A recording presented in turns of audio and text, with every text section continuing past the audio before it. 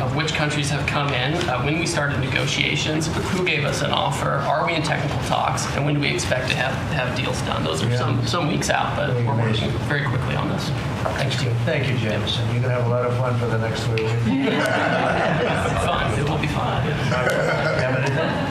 Mr. President, the last 4 years, the world experienced a total lack of zero leadership under Biden, and then we've had 100 days of your leadership with respect, with strength, starting with there'll be all hell to pay if you don't let our people go. Dozens, over 40 Americans have come home under your leadership. Far more terrorists are no longer threatening the homeland under your leadership, pulling all of these agencies together, including the evil individual responsible for the Abbey Gate bombing, and to sit with the 13 Gold Star families, and you showing that follow-up and that justice has been incredible. But pulling this great team together, Mr. President, everything from revitalizing shipyards to cyber to space, that takes this entire team working together. It's an honor to serve you in this administration, and I think the world is far better, far safer for it. Amen. Thank you very much. The Abbey Gate is really important. This was a horrible thing. Destroyed the image, frankly, of the Biden administration. What happened there was a disgrace. It should have never happened, and Pam is working very much on prosecuting that person. We have the person, and he'll do well. I have no doubt about it. Thank you very much, Michael. So the CIA, I don't know, Radcliffe, I don't know if he's going to say anything.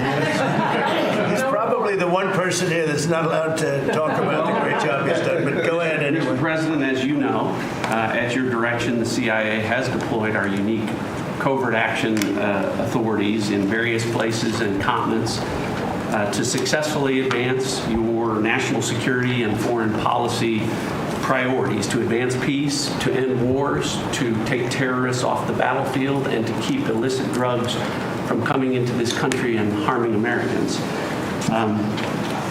Unfortunately, as much as I would love to detail your accomplishments in that regard, we can't do so in front of this crowd.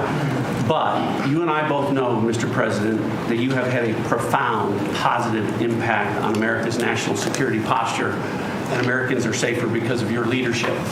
What I can talk about publicly is, as has been mentioned, the CIA provided the intelligence that led to the apprehension of the Abbey Gate bomber, who is now being prosecuted by our great Attorney General and providing a measure of justice to those 13 families that suffered as a result of that disastrous Afghanistan withdrawal during the last administration.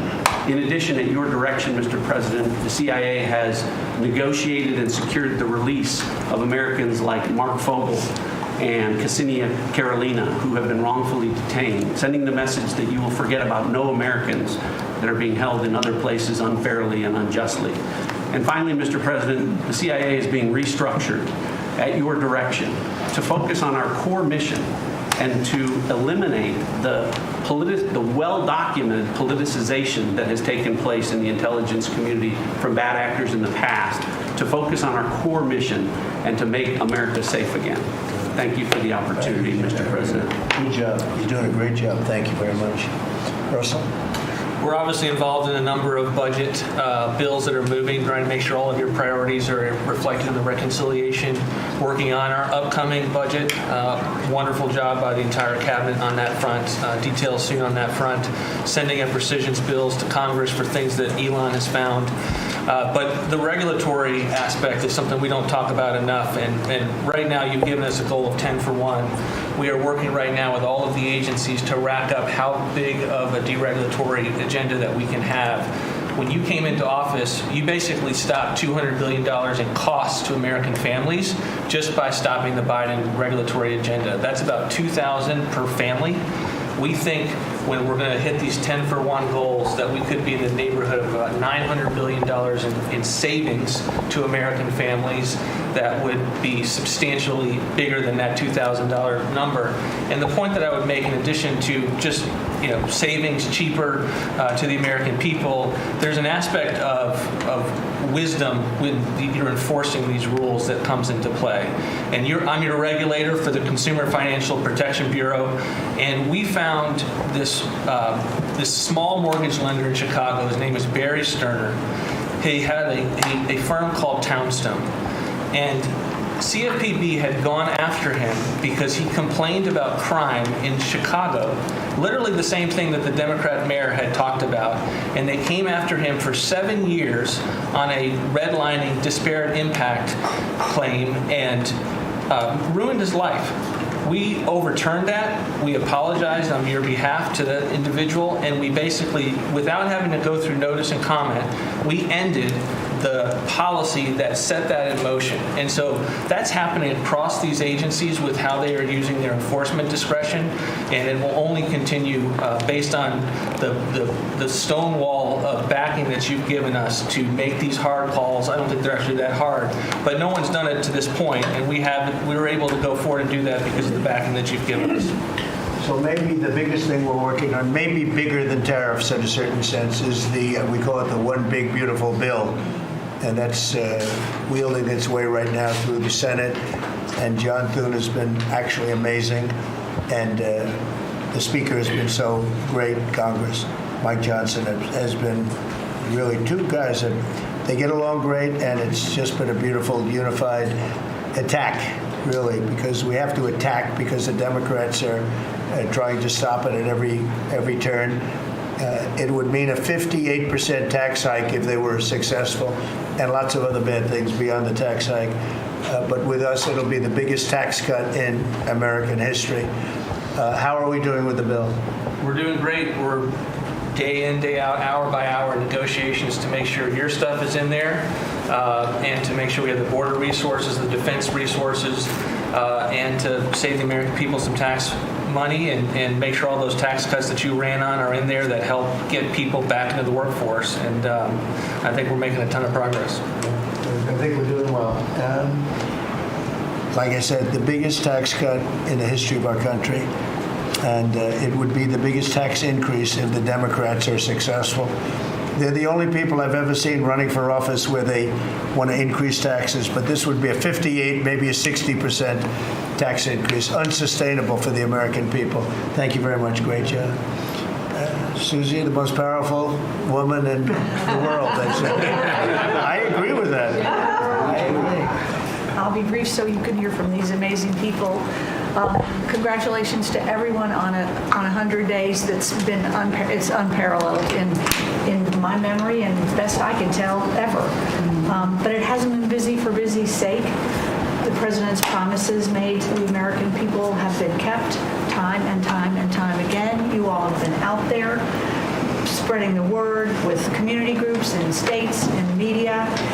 It hasn't gone unnoticed, and let's work hard to the next 100 and have equally as much success then. Thank you. And you're doing a great job, Susie. Yeah. I think everybody agrees, right? Yeah.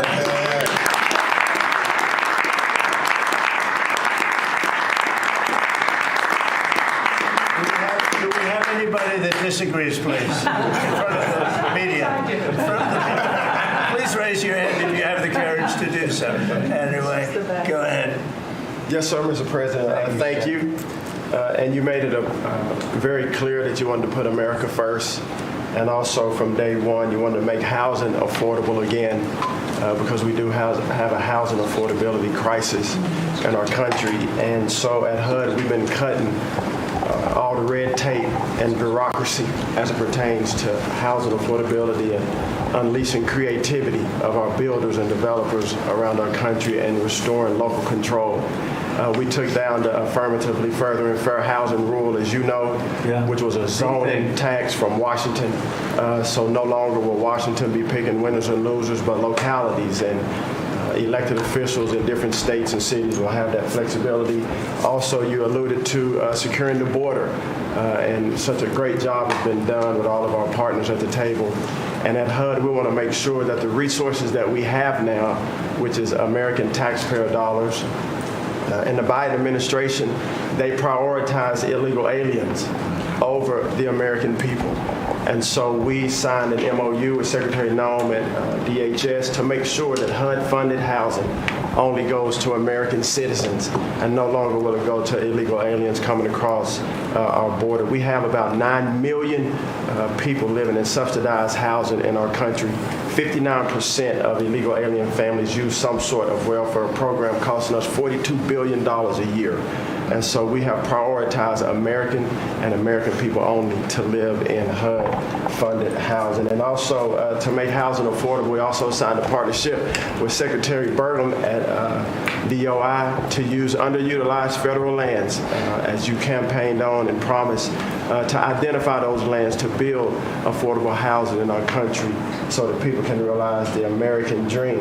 We also restored biological truth as you did in sports. We have the equal access rule at HUD, which we took that rule down to ensure that at women shelters, that those that enter those shelters would be of the same sex, and that we would protect the ladies of our country. No longer will those that identify as women but are not women be able to enter our shelter so that we can protect the ladies that we serve. Along with our DOGE task force, we identified over $2 billion in savings at HUD. $260 million at HUD were just in contracts, $4 million were DEI. And so we took those contracts down and de-obligated and sent back $1.9 billion back to the Treasury for the American people. Again, we want to be good stewards over the American taxpayer dollars. And so, Mr. President, thank you for your leadership in this. And we have a tremendous team at HUD, and I'm so grateful to be part of this team around this table to take care of the American people. And I consider it a great honor and humble to do so. Good job. Yes, sir. Thanks. Yes, sir. Appreciate it. Brooke? Well, I'm not sure if anyone's heard, but the price of eggs is down. I know it's news. Listen, sir, today as we celebrate the 100th day, I think that it's just such a joy and an honor to continue to do this work. So thank you for that. We have been obviously very focused on the cost of groceries, specifically eggs led the way, as you have so eloquently discussed over the last few months, and we're holding tight on a very significant decrease, which is great, and investing where we need to there. As I mentioned before the press came in, we have had a massive issue with Mexico on water and getting water to our farmers along the border for decades. When I worked in Texas 25 years ago, we were fighting with the Mexican government over the water then. You got involved about 2 weeks ago. That evening, I started conversations, and as of just a few days ago, thanks to Secretary Rubio's great deputy secretary and I, have been negotiating, and we hit the best deal, I believe, in history on behalf of our farmers, and thanks to your leadership and your strength on that. And that's a really big deal long term for those farmers in the southern part of the country. On the energy side, I know we've got Secretary Burgum and his partner Secretary Wright, but we often forget that agriculture has a major piece of the energy dominance agenda, not just timber, not just minerals, but biofuels. So we continue to support that great leadership coming from those agencies and doing hopefully our part as well, and they've been incredible in that. Our farmers have been hurting under the Joe Biden administration. There was a 30% increase in the cost of input, so the cost of doing business for these farmers over those 4 years. When we left the White House the first time 4 years ago, we had a $0 trade deficit with our ex. After 4 years of Biden, that hit $50 billion because they just didn't make an effort. And so obviously that's $50 billion less dollars at a time of very thin profitability for our agriculture community. So the Congress passed because the last administration didn't get a farm bill done either, the farmers were hurting there. So Congress stepped in. I say all that and basically said $10 billion to move out. USDA, fastest in history, that money went out to those farmers that couldn't make plant their crops. And so I'm really proud of that, and you'll hear a lot of that from your farmers today, that this USDA is moving more quickly than any ever before. And we're not organizing money based on the color of skin and other ways, which was how the last administration was moving out. We've canceled $6 billion in contracts thanks to our great friend Elon Musk and his Doge team. A lot of those were DEI, gender, studying transgender mice. Who knew? The racism in pest management, we've canceled all of it. We're going through a major restructuring.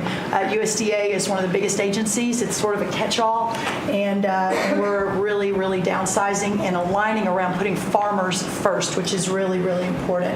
A big part of USDA bill is food stamps. It is perhaps one of the largest, if not the largest, welfare program, and it's a supplemental nutrition program. Secretary Kennedy and I have been working very closely. We were in Texas yesterday talking about nutrition and agriculture. You can't make America healthy again without your farmers and your ranchers as your partner. So ensuring that our food stamp program and those at the bottom end of the socioeconomic ladder really have access to nutritious foods as we're facing an obesity crisis and a chronic disease crisis, which I'm sure Secretary Kennedy will touch on. And the final thing I'll say is this morning, Secretary Noem and I together, and I brought a picture because I think this is important and it goes to why we're here. This is a South Dakota ranching family named the Mods. They are a fifth generation ranching family. Charles Mod, in his 30s, bought the ranch from his granddad, I'm going to show the press, when he was 17 years old. Those beautiful children, Lyle and Kennedy, his wife Heather. Under the Biden administration, they had, of their several hundred-acre operation, they used about 20 acres and had a fence that had been there since 1910 when their family took over the ranching operation. There had never been really any problem that had been brought to their attention. Perhaps there was a minor dispute over, again, 20 acres. This family was indicted, prosecuted, threatened with jail time, told to find guardians for their children over a fence line dispute that the Biden DOJ pushed forward. So this morning, on the steps of the U.S. Department of Agriculture with Secretary Noem, who was their governor, as the governor of South Dakota, which is where these great people are from, all criminal charges were dropped, and really appreciate the Department of Justice. It was a really big day as we sent the signal that the over-criminalization and using government, and you know this better than anyone because you were in the crosshairs for so long, that those days are over and the regulation through prosecution is no more. And so this family is one of many that we'll now be talking to ensure that never happens again. Good. Thank you. Thank you. Great job. Please, Scott. Sir, it's been a momentous 100 days with you at the helm, and I view this 100 days as setting the table for peace deals, trade deals, tax deals. So the next 100 days will be harvesting. You've created negotiating leverage and leadership that are going to yield remarkable results.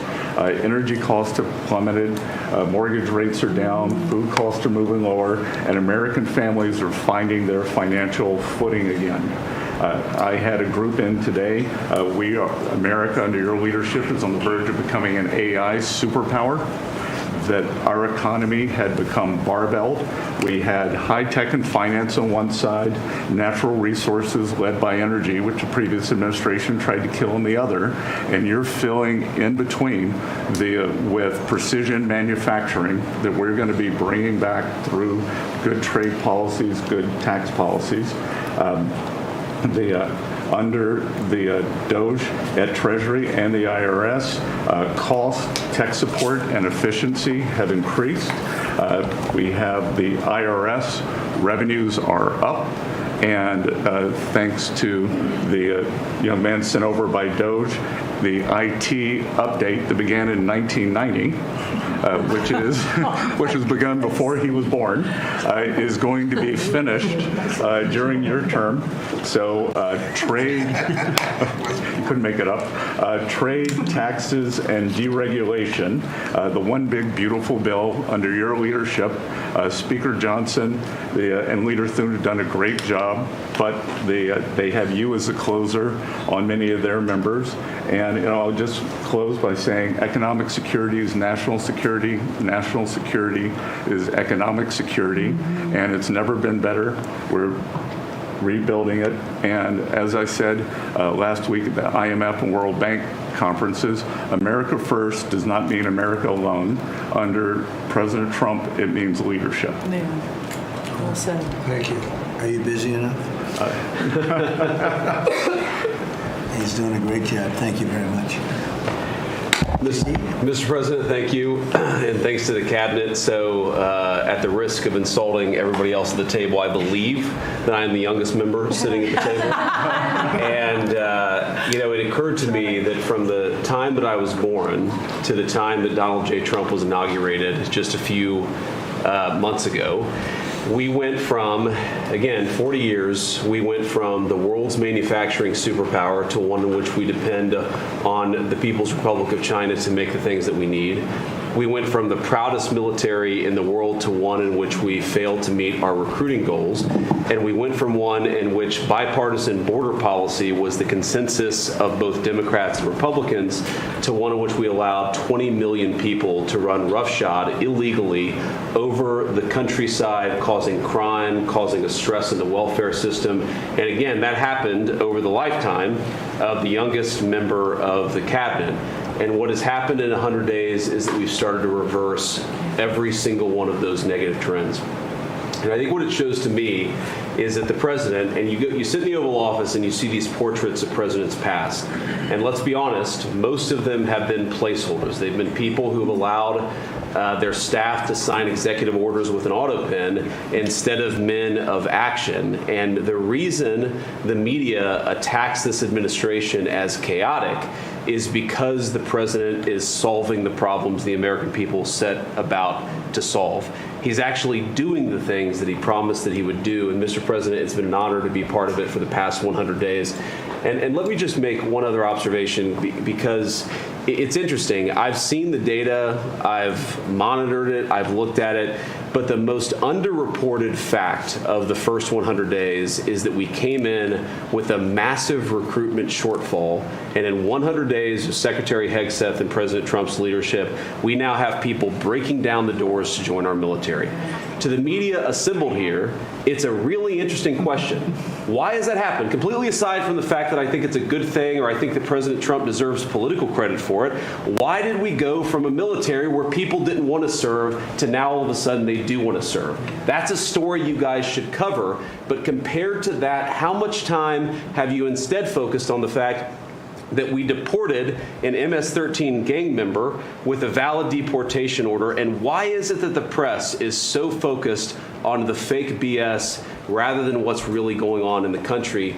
I think that what we've shown, sir, is that you can do a lot. You can do a lot in 100 days, but you've also unfortunately revealed that too much of the American media hasn't learned the lessons of the past 40 years. Thank you, sir. Thank you. Thank you. Pam, please. President, your first 100 days has far exceeded that of any other presidency in this country, ever. Ever. Never seen anything like it. Thank you. Your directive to me was very simple: make America safe. And despite that, we've still been defending over 200 civil lawsuits filed against you. On top of everything else, I think I'm representing every one of you in this room in some capacity. And no, you will not be arrested by the U.S. Marshals. Over 200 lawsuits, over 50 injunctions, and now we've got multiple cases in front of the Supreme Court, and we will succeed, and we are doing great in front of the Supreme Court, President, and we'll continue on with that. I was at DEA yesterday, and they said to me, you, Donald Trump, have taken the handcuffs off of DEA agents. And as a result of, since you have been in office, President Trump, your DOJ agencies have seized more than 22 million fentanyl pills, 3,400 kilos of fentanyl since you've been your last 100 days, which saved, are you ready for this, media, 258 million lives. Kids are dying every day because they're taking this junk laced with something else. They don't know what they're taking. They think they're buying a Tylenol or an Adderall and a Xanax, and it's laced with fentanyl, and they're dropping dead. And no longer because of you, what you've done. ATF, since you've been in office, President, along with DOJ agencies, seized 14,500 guns off the streets. Why aren't people reporting that? 651,000 rounds of ammo. That's up 151% from 2024. That's keeping America safe. We've rescinded death penalty. We are now seeking the death penalty on cases. I'm signing death warrants. We are going after terrorism. We are going after arsonists. Whether you're burning Teslas, we've arrested 9 people so far in 7 jurisdictions, no negotiations, 20 years in prison, or you're burning down the governor's mansion in Pennsylvania. We will be there to protect you. And I've been talking to Governor Shapiro, and he greatly appreciated you reaching out as well. ISIS terrorist. We got one in New York, right around the corner. We got an ISIS terrorist in New York. We have an October 7th task force. We just broke up a huge human trafficking ring by the Sinaloa cartel. 1,000 pounds of methamphetamine on our streets. Ton of fentanyl, 20,000 Molly pills. Those are the drug of choice among clubs and bars for young kids. They were fake, but you know what they had in them? Fentanyl. That's 20,000 lives saved because of you, right there. We brought back 29 cartel members from Mexico at your direction, and one killed the Kiki Camareno, a DEA agent, in 1985, and many of us got to talk to his widow and his son, who is now a judge. And they started crying. They have tried to get that guy back forever. And thanks to so many of you in this room working together, they have justice. They were crying on the phone because of what you did, President Trump. Thank you. We're going after anti-Semitism. We're unleashing everything you told us. No more DEI, no more weaponization. We have rescinded, as I said, 200 policies. And I could go on all day long, but we are doing everything in our power to keep America safe at your direction. Thank you. Thank you, President. You're really doing a great job. Thank you very much. Okay, let's go. Nice to see you, Mr. President. Well, first of all, I think what you've heard amongst this team is the leadership, because it's given us the latitude really to collaborate amongst each other, not only in this room, as Jameson mentioned, we kind of get a break for a couple of hours here, but we stay in contact actually every other day that we're working for you. And I think what that says is I was speaking to, for instance, the Farm Bureau of Texas yesterday. I'm not the Ag Secretary, but it matters to the workforce. I'm working with the other secretaries, Lutnick and McMahon, on education and the workforce investments that you've asked me to do, because as you've come in and negotiated these great repatriation of these companies and the investments, we're going to need that workforce to build back this economy. And I couldn't see that more as I've kicked off my 50-state tour. We've been in 5 states so far. We'll finish all 50 states by the end of the year. And what we're talking to is the American workforce and these companies about what the market demand is. That's the difference, that we finally have made that connection. What do they need? How quick do they need it? And how fast can I get these either apprenticeships toward that million that we've put that lofty goal? We've already added 80,000 new apprenticeships already just since January. So at the Department of Labor, that tour is kicked off, and I couldn't be more honored to be on the ground and see my colleagues that we're passing in the skies, but we're on the ground together because we're all collaborating together. One of the things that we're talking about, illegal immigration, I have put states on notice. I warned all 50 governors that if they continue to reward illegal immigration by treating unemployment benefits as a handout, they're going to lose their federal funding as well. We can no longer continue to give unemployment insurance to illegal immigrants. And so I've let those governors, and I sent out that letter last week. We also eliminated discriminatory DEI offices within the department, specifically the Office of Federal Contract Compliance Programs. Most of our federal contracts were really just to focus on DEI enforcement. We were really punishing a lot of these companies. If they weren't complying, they weren't going to have a federal contract. We've let go of that program completely. $4.4 billion in unspent COVID funds came back to the Treasury from the CARES Act. Billions were collecting dust in these coffers, in the state coffers. We've asked for that money back to return to the Department of Treasury. We saved $250 million by canceling America Last, is what I call it, foreign handouts, including funding for things like transparency and accountability for Uzbekistan cotton industry. It doesn't make sense that we're funding, these foreign, and thank you to DOJ and to the government efficiency, what we have found with the fraud that we're seeing. I mean, some of these things are so ridiculous you can't believe it. No, I write them down and I read them more than once. Cotton farmers? Yeah, it doesn't make sense. It sounds like a comedy sketch. That's right. And so again, with the executive order preparing Americans for high-paying skilled trade jobs of the future, that's our goal. The trades is where we're being focused, but all companies, and we want to make sure we're on hand for that. And, what I want to say is thank you to government efficiency, because you asked us, when this transitions out, will our departments and our agencies continue that government efficiency? And I think that we've surpassed that in the Department of Labor. Out of our 14,000 federal employees, 3,000 have taken the DRP, and we offered it again. So over 21% have taken that offer, and we'll keep our critical workforce, MSHA, OSHA, and wage and hour, and make sure our workers stay safe. So with your leadership, Mr. President, I couldn't be more honored to serve. I know we were probably the last to know each other, but we're getting to know each other well, and the team that you have assembled is really an honor to serve with. So thank you, Mr. President. Thank you. You're doing great. Thank you very much. Chris, please. Mr. President, you ran on unleashing American energy, and 100 days have shown the tremendous impacts that can arise from the unleashing you have enabled. I'll just hit a few highlights. Number one, oil, gasoline, and diesel prices are the lowest they've been in years. How does that happen in 100 days? That's a messaging. Your message that we're pro-energy. We're not against energy, we're for it. That sends a message to the marketplace that supply is easier to grow now and supply will be coming, and that's already led to tremendous savings for American consumers across the country.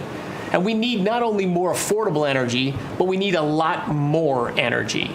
One highlight I think a couple of us have touched on is AI. This is a new emerging critical industry that's very energy intensive. It is not acceptable for the United States to not be the leader in AI. We must win the AI race and lead in that, and that's going to take a lot more energy. If you had not won election, we would not have won the AI race. Full stop. Energy would not have been there to enable us to win. Reshoring of manufacturing. These trillions of dollars you led off with, it's going to come back to our country to make chips, to make steel, to make automobiles, to make artificial intelligence, to make all of these industries we've outsourced. That's only going to be possible with way more American energy. But we have that energy. We have those resources. We have those businesses. We have those capitalists. We just need to stop standing in the way of them and follow the lead you've set, which is to enable them, not to subsidize them, not to help them, to enable them to invest American money and create American jobs here. Regarding our balance of trade, the second largest export of the United States is liquefied natural gas. Second fastest. In the next few years, it'll be our largest export in our country. But yet, 18 months ago, the Biden administration had said, we're going to stop issuing permits for new LNG export terminals. That's just nuts. That's a great competitive advantage we have, huge balance of trade driver, a huge industry just coiled and ready to go. I just came back from Poland last night. They are thrilled that America's back in business again and that the rest of Europe can get off of Russian energy and can enable their own economic growth with secure, reliable, affordable energy from the United States. I also witnessed the signing ceremony for a deal between two large American businesses to build a huge nuclear power plant in northeastern Poland, the first of this design built in Europe. It'll be the first of many. I spoke with many other nations over there. They want to buy more American gas. They want to get American technology. They want to have a partnership with us. And they shared the message I delivered to Europe in my keynote remarks is that unleashing energy is the way you make your society safer, more prosperous, more free, and that these sort of over-the-top climate alarmism doesn't do anything to help the environment of our world, but it does impoverish people, it does reduce the security of your nation, and it makes you weaker. I think that's a constant message many of us around this table have brought to Europe. We want our friends in Europe standing up again and leaning in. A lot great is happening under your leadership. We're unleashing consumer products that Americans wanted to buy that Biden was making illegal. I'll be in Georgia on Friday at Renai's manufacturing plant. Tankless natural gas water heaters. Incredibly popular product. They almost became illegal. The return of common sense is incredibly welcome across this country, across the world.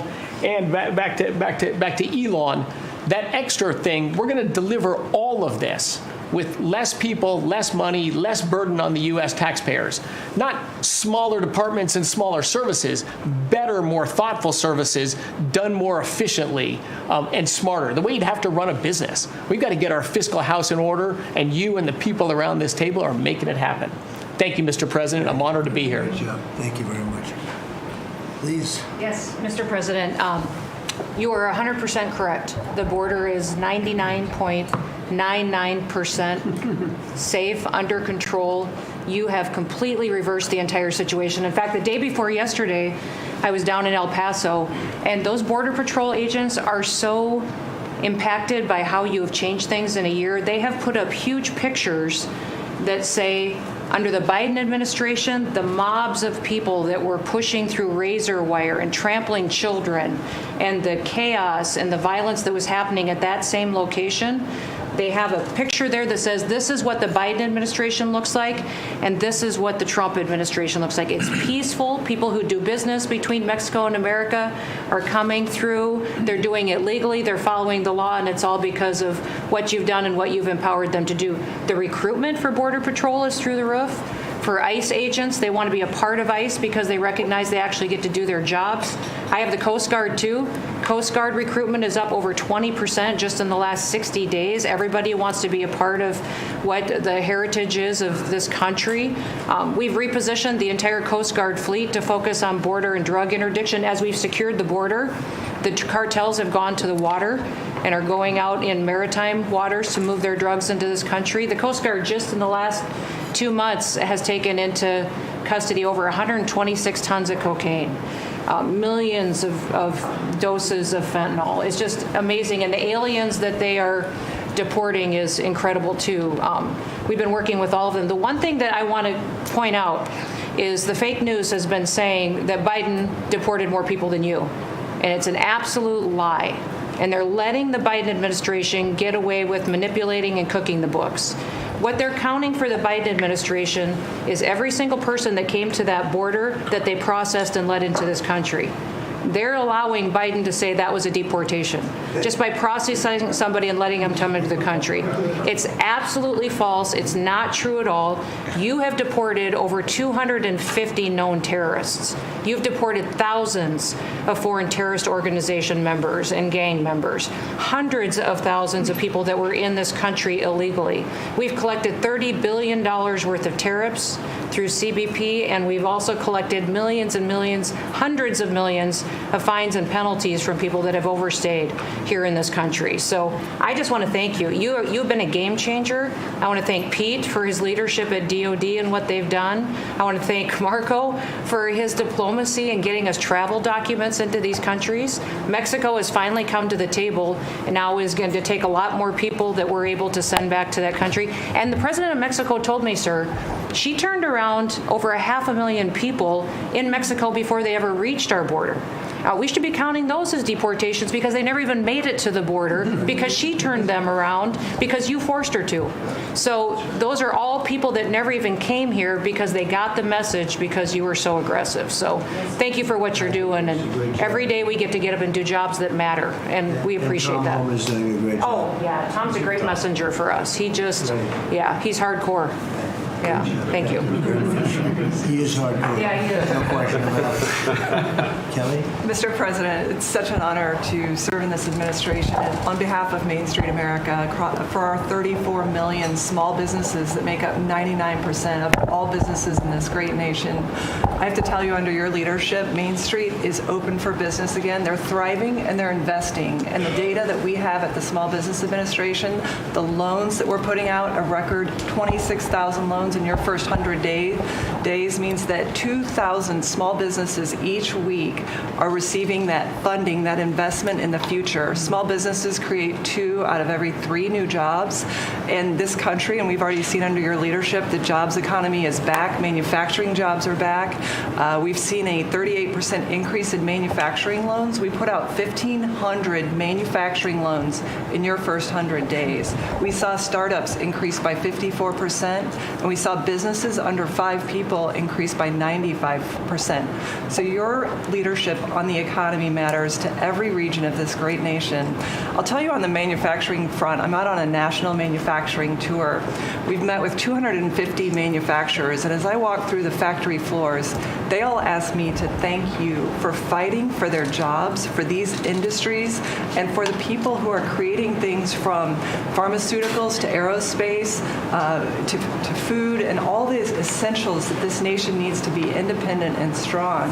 And to that end, I'm working with Congress. We'll be announcing tomorrow an upsizing of our manufacturing loans to make sure that that economic engine, because 98% of all manufacturers are small businesses. It's incredible to walk through these factories that are really creating what you had in your first administration, the blue-collar boom. It's now a new-collar boom because it's the intersection of technology and manufacturing and what they can create for our war fighters, for our aerospace, for pharmaceuticals with less than 300 to 500 employees, sometimes 100 employees. I was at a factory in Georgia on Monday that is creating machines to help with the Iron Dome in Israel. Less than 50 employees. This is the engine of our economy. It's the heartbeat of our communities. It's the small businesses that helped elect you because they needed your economic agenda. So thank you, Mr. President. It's such an honor, and congratulations on an epic 100 days. I do have to thank Elon. I do want to note, we just cut $3 billion in contracts because of Doge's work. That's $3 billion that hardworking families that won't have to work until April 15th to pay for the waste, fraud, and abuse that we continue to find in this government on behalf of taxpayers. So again, thank you, Elon, as well. Thank you. Great job, Kelly. Thank you very much. Elon, I love the double hat, but Yeah, thank you. it's the only one that can do that. You don't get away with it. Well, Mr. President, they say I wear a lot of hats. And as you can see, it's true. Even my hat has a hat.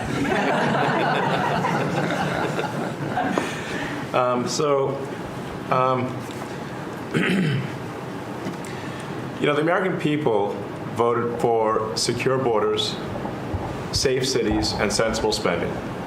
And that's what they've gotten. A tremendous amount has been accomplished in the first 100 days. As everyone has said, it's more than has been accomplished in any administration before, ever, period. This portends very well for what will happen for the rest of the administration.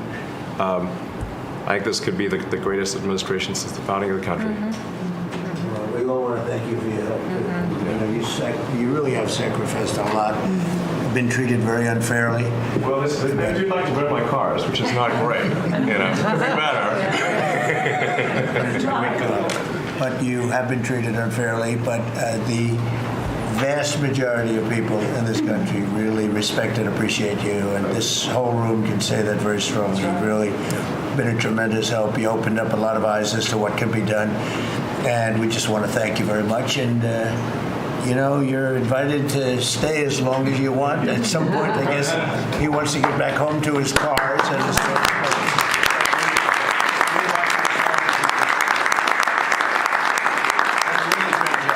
You've done an incredible job. $150 billion. Think of this. Yeah. 160 now. Yeah, 160. They said, oh, it could have been more. And a lot of stuff is being worked on. That number could be doubled and even tripled. A lot of things are being worked on that we don't count yet because it's not quite there. But you've done a fantastic job, and we appreciate it very much, Elon. Thank you. It's also an honor to work with your incredible cabinet. I just like to say thank you, everyone, for it's great to work with you. Thank you very much. Thank you. Mr. President, congratulations on this truly historic first 100 days of your administration, really only made possible by your focused leadership on delivering the mandate the American people gave you. You've empowered all of us to deliver that mandate, and I'm grateful to have the privilege of leading the intelligence community towards ending the weaponization, politicization of the intelligence community that's gone on for far too long.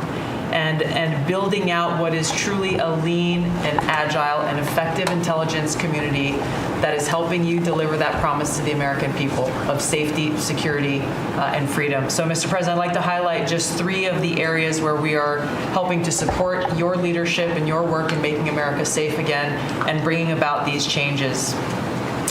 First of all, because of your designation of cartels as foreign terrorist organizations, I took immediate action with our National Counterterrorism Center to prioritize their focus on those terrorists and gang members who are trying to enter our country through legal or illegal means, and to seek out those who already are here in our country because of the Biden administration's 4 years of open borders. We've been working very closely with your great Attorney General's team at the DEA to get these known cartels into our systems, to be able to stop them at the border, and turning over names to Department of Homeland Security and the FBI to be able to find those who are already here in our country. Just the other day, we found 700 alien terrorists who have ties to MS-13, Tren de Aragua, and the Sinaloa cartel. Just yesterday, our NCTC identified almost 600 individuals with ties to other terrorists who came through our borders illegally, claimed asylum, and under the Biden administration were paroled here within our borders. Secondly, Mr. President, like too many organizations in the federal government, the ODNI has become very bloated with too much waste and abuse going on within the organization. We've done a few immediate steps. We are doing more. The ODNI is 25% smaller and more lean today than it was when I walked in the door and when you took office. Secondly, we have just this morning actually shut down a human capital office. As soon as you issued the executive order to stop all DEI activities, we did that, shut down the DEI office. But we discovered this human capital office that was essentially a slush fund for DEI initiatives, hidden under the guise of human capital, that closed down this morning, saving taxpayers $150 million. We'll soon be announcing an additional $2.6 billion in savings with other programs and contracts that do nothing to ensure our national security interests. And lastly, we're working every day to hold the deep state accountable, to end the politicization, weaponization of the intelligence community. This past week, I sent 3 criminal referrals for illegal and unauthorized leaks to the media of classified intelligence for prosecution. We have 11 more that are under investigation. We've revoked, at your direction, 67 security clearances, and we continue the work of declassifying documents, as we have already around the JFK assassination. We have more coming for the assassination of Bobby's father, Senator Kennedy, and MLK assassination. And we continue our extensive investigations around exposing the very serious issues we have related to election integrity, illegal abuses of FISA, Crossfire Hurricane, and others. Mr. President, under your leadership, we are working every day to bring about that transparency and accountability that the American people deserve. So thank you for the opportunity. Great job. Thank you very much. Lee? Mr. President, at the Biden EPA, the Green New Deal was raging. At the Biden EPA, we saw billions of tax dollars burning. At the Biden EPA, we saw industries suffocating. But at the Trump EPA, the Green New Deal is dead. At the Trump EPA, we know that we can both protect the environment and grow the economy. I have 13 pages of accomplishments from our first 100 days in here, and in it, part of it is 100 environmental accomplishments at the Trump EPA. You don't have to take my word for it. We released it to the media this morning. Every single day that President Trump is in this office, there will be a major environmental accomplishment every single day of the Trump administration. At the Trump EPA, we're also launching what is the largest deregulatory action in the history of the country. We're going to be giving our director of the OMB a whole lot of work because we inherited a big mess from the Biden EPA. And working with Elon and Doge, I've canceled now $22 billion worth of grants. Now today is a special day for many reasons. The biggest reason why we're here is that this is the 100th day of the most consequential, historic first 100 days in the history of this country. Today, while we're here, the House of Representatives is voting on Congressional Review Act bills considering the EPA waivers that were given to California's tailpipe emissions, where California set their own standards. But there should be one national standard, and right now Congress on the House side is going to be voting on that today. On a personal note, while this is a bit outside of the EPA jurisdiction, today is my last day serving the United States Army. And I first signed up towards the end of the 90s. And I've had a chance to see a lot of national security teams over the course of the last 27 years. There has never been a national security team ever assembled that had the backs of our warriors like this national security team right now. And we have never had a president so deeply committed towards ending foreign wars instead of starting new ones. There's a reason, Mr. Vice President, why everyone is racing to join our Department of Defense. We have a Secretary of Defense who, with all due respect to our great president, would probably rather be swimming with Navy SEALs right now, be running somewhere in the Middle East with our service members. And from our Secretary of Defense to our Secretary of State, our Vice President, and more. I just want to say thank you as a veteran of our military for assembling what is the greatest national security team that I have ever seen in my 27 years associated with the United States Army. Has Pete signed off on his retirement leave? Well, could be it.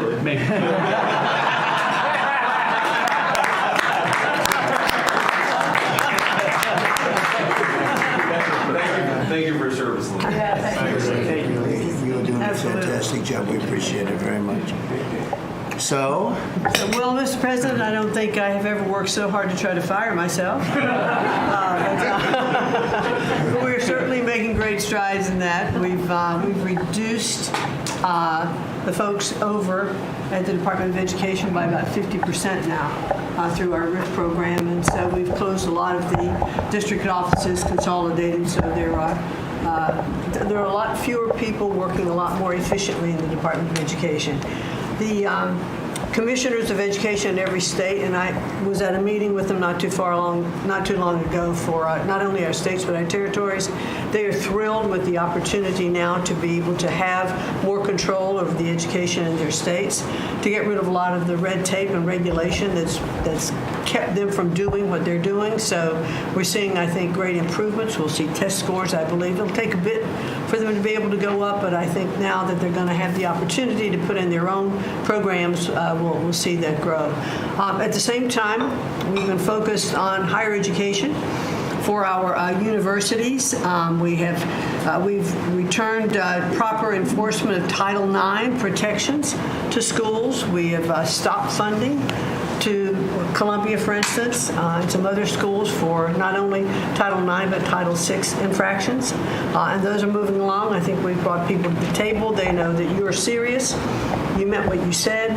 They're going to make changes. They're making their campuses safer again.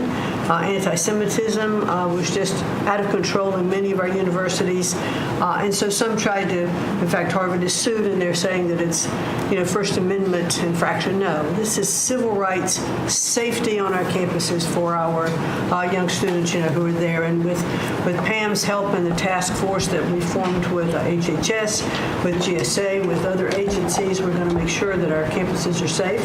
And so there's a lot of good work going on. I think one of the biggest things, you'll be very happy to hear this, Mr. Vogt, that we are putting back into place collecting on our student loans that have been delinquent since March of 2020.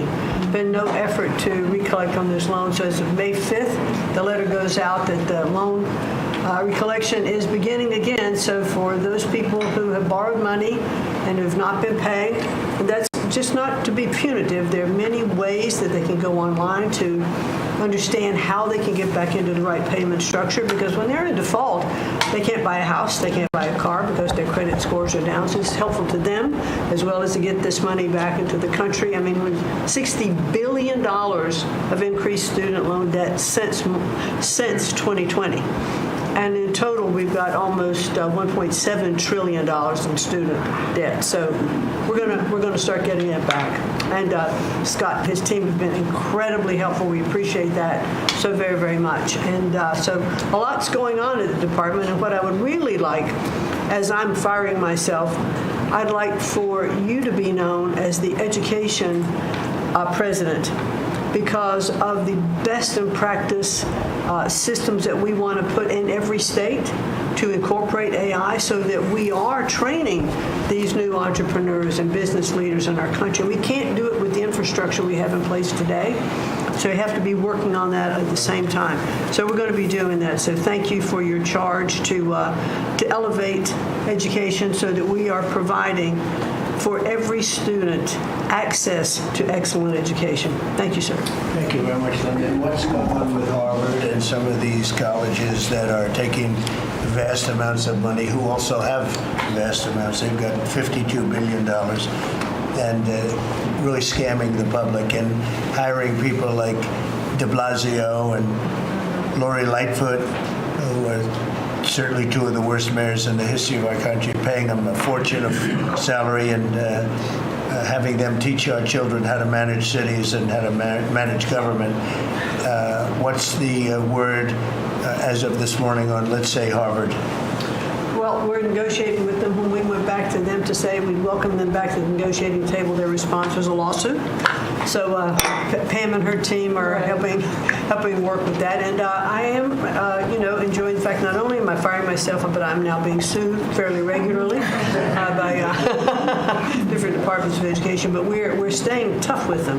The other thing that we're looking at also are the 117 violations of these big universities like Harvard and others who are not reporting, as they're required to do by law, foreign money that comes in and how much that is and where it comes from. And so that is and students. Yeah, and it's very serious. Where are these people coming from? Yeah, Yes, exactly. sir. We pulled back their grants because Harvard isn't responding to us criminal activity by their students. And until they give us that list, they're not getting any more grants from Homeland Security. I think we should pull it back. We did it. The students they have, the professors they have, the attitude they have is not American, and I think you should. A grant is a grant. We don't have to give grants. Exactly right. So we'll pull back the grant. All right. Very good. Thank you very much. Thank you. Bobby? Mr. President, thank you for your extraordinary leadership. Over the past 100 days, we are already making America healthy again. We announced last week the ban on the 9 petroleum-based synthetic dyes, food dyes. Within 2 years, within 2 months, we're going to ban the worst 2 of them. I am working with Secretary Rollins on dietary guidelines, the dietary guidelines that the President Biden's administration gave us. 453 pages. They're basically unreadable. And they are the product of the same kind of politicized science that drove Fruit Loops to the top of the food pyramid. And we're going to do real science, gold standard science. We're going to develop we have till December to do it. We are working very, very fast together. We're going to get it done by the end of the summer in time to drive change, major dramatic changes in the school food, the school lunch programs over the next school year. I'm working also with Secretary Rollins on the SNAP program and to get sodas and candy off of the food stamp program. 10% of food stamps go to SNAP. And I want to thank you for your courage. You are a business-friendly president, probably the most business-friendly in our history, but you're also willing to stand up to very, very powerful businesses, and you've shown that again and again. Secretary Rollins had the soda industry come and knock on her door very much, very loudly, and they said to her, well, the SNAP program is not supposed to be about nutrition. She pointed out to them that there is no nutrition in a soda.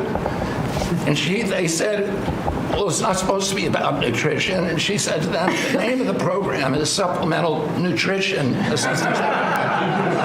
It is about nutrition. And we shouldn't, we have 38% of our kids are diabetic or pre-diabetic, and we are paying at both ends. We're paying for the food-like substances that make them diabetic, and then we're being bankrupt. We're spending $1 trillion a year on metabolic dysfunction. It's existential and it's not sustainable.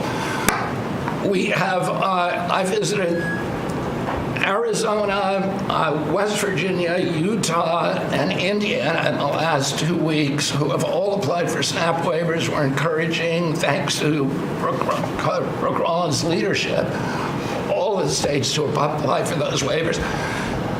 I also visited Utah, which is the first state to ban supplemental fluoride. Florida yesterday passed a bill to ban supplemental fluoride, and I'm confident Governor DeSantis is going to sign that. We are working, Lee Zeldin and I are working together to change the federal fluoride regulations, to change the recommendations, and we're looking at the science now. I want to point out that in August, the National Toxicity Program, which was an arm of the NIH, did a meta-review of all the science on fluoride and found that there's a direct inverse correlation between fluoride exposure and lowered IQ in children. So the more you get, the stupider you are. And we need smart kids in this country, and we need healthy kids, and thank you for your leadership. We're going to get there. We're reviewing the GRAS standards now we're revamping them to get 10,000 ingredients that are in our foods. The Europeans only have 400 ingredients. We have 10,000. There are chemicals we know nothing about.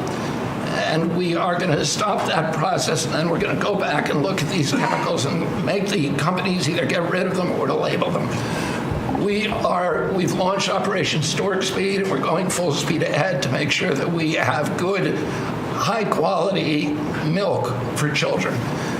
We have launched the autism study at your direction. By September, we'll have some of the first answers. Within 6 months of that, we will have definitive answers, not only for autism, but for the etiology of a whole range of autoimmune diseases that have become epidemic in our children. We have ended HHS as the role as the vector, the principal vector in this country for child trafficking. And during the Biden administration, HHS became a collaborator in child trafficking and for sex and for slavery. And we have ended that, and we're very aggressively going out and trying to find these children, the 300,000 children that were lost by the Biden administration. And we have ended funding for gender mutilation, surgeries, and other kind of gender dysphoria practices. And thanks to Elon, we have saved $67 billion at our agency without compromising any of our critical programs. Mr. President, I want to thank you for your vision, for your leadership, for giving me the 100 busiest days of my life, and most exciting and most rewarding. And there's, over the next 100 days, we're going to do much, much more. That's great. Thank you very much, Bobby. Very good, very important. Thank you. Doug, please. Well, President Trump, on your first day in office, you wisely declared a national energy emergency. And this was essential because it was the signal that we're going to go 180 degrees from the disastrous and dangerous Biden policies that were based on a climate ideology that was the root cause of the inflation in this country. It was the root cause of wars abroad. It was the root cause of our manufacturing disappearing from our country. We can't have energy security. Without energy security, we can't have national security, and you understood that. But now with everything that's flowed from that, dozens of other EOs that you've done, America is back in the energy business. As Chris said, there's been a signal that's sent around the world. Capital is flowing, coming back in. The smart money is coming to this country, and now you've given us a chance to win the AI arms race against China. We know we're up against a formidable competitor. China opened opened up 94 gigawatts of coal in the last year. That's more than all of California and all of New York combined in the last year. We've had presidents in the past, the Biden administration, that were running away again under this climate ideology. You've embraced baseload power in this country. I'll never forget standing in the East Room with you, surrounded by the coal miners around this country, where you said, "Hey, big beautiful coal." As we work to try to identify the balance sheet of America, our earliest estimate is that the coal resources in America, just on public lands, could be worth $8 trillion with a T. That was all going to be taken off our balance sheet if we weren't going to touch it. But now we're back in the business. I was 1,800 feet underground in a coal mine in Alabama a couple weeks ago. They do metallurgical coal. Without metallurgical coal, we can't produce steel. This is a plant. This is a plant that would have been in a mining operation that would have been shut down under the Biden administration. What we're doing here, back in the business, we're doing leasing. We're leasing for oil and gas. We're leasing for timber with Brooke Rollins. We're leasing for grazing. We're leasing for critical minerals, which is key. And when we lease the public lands appropriately and by the law to do that, we're bringing in revenue. We're bringing in jobs. We're helping strengthen America. And so we're treating our natural resources like the American balance sheet they are. And America's resources, the 700 million acres of surface that's public, the 700 million of subsurface, the 2.5 billion offshore, all contain what we need to have self-sufficient supply chains. And so in this, we're focused deeply on critical minerals. The Biden administration put us in a real predicament right now. The whole trade team, the whole cabinet, Susie's jumping in, leadership across everybody in the National Energy Dominance Council. But of the top 20 critical and rare earth minerals that we need for defense, that we need for industry, China's controlling 85% of the refining for that. So we are running at warp speed 7 days a week to try to put ourselves back in business in that way. So, and I want to just close out by saying a couple other things. One is the border. Few people realize that 41% of the southern border is in Department of Interior. And then we've got a few more percent that come with Brooke and with the Forest Service. But that's been a risk area. Part of the reason everyone was pouring into our country, Biden wasn't enforcing the border laws. They definitely weren't enforcing it on public lands. And so again, using tying two presidents that had a great propensity for action, Theodore Roosevelt in 1907 created what was called the Roosevelt Reservation, 60-foot strip that go from Texas all the way to the Pacific Ocean, because he was worried in some future state there might be smuggling. I don't think he was anticipating human smuggling and fentanyl trafficking, but that has been largely unused. He gave us the authority to transfer that, and so working with Christie and working with Pete, we've transferred that to the DOD. So transferring land from the other agencies like Interior to the Department of Defense, then as Pete said, they can do the detain and assist with the military. And having been down at the border multiple times in recent week, I can confirm everything Christie said. The enthusiasm, the morale of that group is exactly 100% opposite of when Christie and I were down there as governors. I had Border Patrol people say that they were multi-generational service in that law enforcement that said, my wife and I are telling our children never to go into this thing, to go into Border Patrol.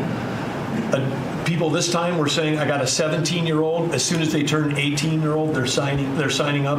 My wife is thrilled. They're going into law enforcement. They're so proud to be serving with you. Everybody I've met, whether it's in a coal mine or at the border, law enforcement, the one thing they say on those trips is, please thank President Trump from all of us, the change that you're making. And I want to say especially this became very dear when we last week renamed a U.S. Wildlife Refuge in honor of Jocelyn Nungare. Jocelyn Nungare, of course, lost her life tragically to illegal Venezuelan gang members in this country in a horrific way. But her mother, Alexis, was at that ceremony. Her grandmother was there, and Jocelyn's great-grandmother was there. There 3 other generations of that family were there. They all wanted to pass on their thank you to you, too, and we've secured her name forever as a sanctuary, and really is saying that every child, every 12-year-old, every child in America should be safe in their own communities, and you've dedicated a beautiful piece on the coast in honor of her. So, President Trump, in your first term, when I had a chance to work with you as governor, you were courageous. The thing that's empowering this amazing group of people around this table, and you've probably assembled the greatest cabinet ever, is that this time you're not just courageous, you're actually fearless. And it's your fearlessness to take on the issues that other presidents would not touch, whether it's the work that we're doing with successfully streamlining and right-sizing government, or whether it's taking on the issues at the border, or whether it's embracing the power we need to win the arms race. You're fearlessly doing that, and that creates, and just all of us can sprint because you're running ahead. So thank you. Well, thank you, Doug, and you're doing a great job. And with Chris, that's a pretty much unbeatable combination, I have to tell you. So thank you both very much. Thank you, Doug. It's great. Marco? Well, it's not easy to go last after all these reports that have come here. First of all, so I better be good, and I'll be short as well. A couple things, Mr. President. I think you deserve a lot of credit for two things. The first is assembling this great team of people. Some of whom I've known for a long time, others who I've gotten to know during this period of time, but putting together a team, not just of talented individuals, but that work well together. It's something never going to be reported on in the media or fully seen, but it happens every single day. For the most part, I interact with almost everyone around this table at some level, and because of Secretary Kennedy, I'm afraid to eat anything. So in front of him, yeah. He said Tootsie Rolls are okay in moderation. But it's a great team. And here's the second, and I tell this to people all the time. This is incredibly rewarding service, and you hear it in everyone's voices. Traditionally in the past, and it's one of the problems we got in as a country, is presidents would say, okay, let's go do something, and then they would have to do a study, and then a study on the study, and then a long internal deliberative process, and by the time you got to it, it was too late or somebody had forgotten it. In this administration, it's moving. You know the direction because you know why you were elected. The American people elected you very clearly, and basically it's measured, I used to say by days and weeks, now it's measured by hours and minutes, but action is happening. And that's what people want to see. And let me talk about foreign policy in particular, because I'm not sure this is fully appreciated. This president inherited 30 years of foreign policy that was built around what was good for the world. In essence, the decisions we made as a government in trade and foreign policy was basically, is it good for the world? Is it good for the global community? And under President Trump, we're making a foreign policy now was it good for America? I was appointed by you and confirmed by the Senate to be the head of the United States Department of State. Not the World Department of State, not the Global Department of State, the United States Department of State. And what that means is our foreign policy is guided by three things. Does it make America stronger? Does it make America safer? And does it make America richer? If something doesn't do one of those three things, and hopefully all three of those things, we're not doing it. Now, we went out and hired a consulting firm to help us organize ourselves. Luckily, they were free. They're called the Department of Government Efficiency. And they helped us do a couple things. Number one is our foreign aid. We were funding some crazy stuff. Crazy stuff. You tell me, how does a puppet show in some country around the world make us stronger, safer, and more prosperous? So we got rid of puppet shows and a bunch of other things. I'm sure there were very good puppet shows, and I'm sure that a bunch of charities in the world can go pay for it, but the American taxpayer should not. We've also, by the way, Mr. President, under your direction, reorganized the Department of State. We had offices within offices within offices that didn't even know they existed themselves, not to mention the rest of them. And so we've begun to reorganize that as a way to be able to empower our embassies and our ambassadors and our regional bureaus to do what many of them signed up to do. We have a great team of ambassadors you've appointed. They're coming online every single day. Very talented people that are involved. Something else we got out of the business of, well, it wasn't widely reported, or maybe it was. We had an office in the Department of State whose job it was to censor Americans. And by the way, I'm not going to say who it is. I'll leave it up to them. There's at least one person at this table today who had a dossier in that building of social media posts to identify them as purveyors of disinformation. We have these dossiers. We are going to be turning those over to these individuals. We can follow up with the media. Well, we are going to turn over these dossiers to the individuals, and they'll decide whether they want to disclose it or not. But just think about the Department of State of the United States had set up an office to monitor the social media posts and commentary of American citizens to identify them as vectors of disinformation, when we know that the best way to combat disinformation is freedom of speech and transparency. And so that's what we're going to be in the business of doing. We're not going to have an office that does that. Beyond that, Mr. President, and this I'll move quickly because this has been a team effort, we have gone to countries all over the world and said, hey, you want good relations with the United States, you need to take back your people that are here illegally. And we've had historic cooperation. Beyond that, and I say this unapologetically, we are actively searching for other countries to take people from third countries. So we are actively, not just El Salvador, we are working with other countries to say, we want to send you some of the most despicable human beings to your countries. Will you do that as a favor to us? And the further away from America, the better, so they can't come back across the border. I'm not apologetic about it. We are doing that. The president was elected to keep America safe and to get rid of a bunch of perverts and pedophiles and child rapists out of our country. Here's something else we've done. We stopped giving student visas to people who are coming here to burn down our universities and take over libraries and harass people. Why are we giving student visas to people who are coming here to create disruption? And we've taken away the student visas of people that are come here to do that. It's simple. If you're coming to America to start riots, we're not going to give you, we're going to take away your student visa. And by the way, every country in the world that I travel, 14 countries in 14 weeks, you know what they all say to me? Yes, that's what we would do too. So the only people who seem to disagree with us are a handful of federal judges and a bunch of crazy people who get paid to write and report. So anyway, we're getting rid of that. The last, but now here's some good news. We're going to have the World Cup, the FIFA World Cup, the FIFA Club Cup, and then we're going to have the Olympics. So we have to have a Consular Affairs Bureau. We have very good, talented people there, but we are going to infuse technology, again, working with our consultants to be able to, millions of people are coming into this country for this. And but we've done it to improve customer service. For some of us who served in Congress recognize that about a year and a half ago, we had a meltdown under Biden. You couldn't get a passport. You have people calling, I have a cruise on Friday, my passport expires.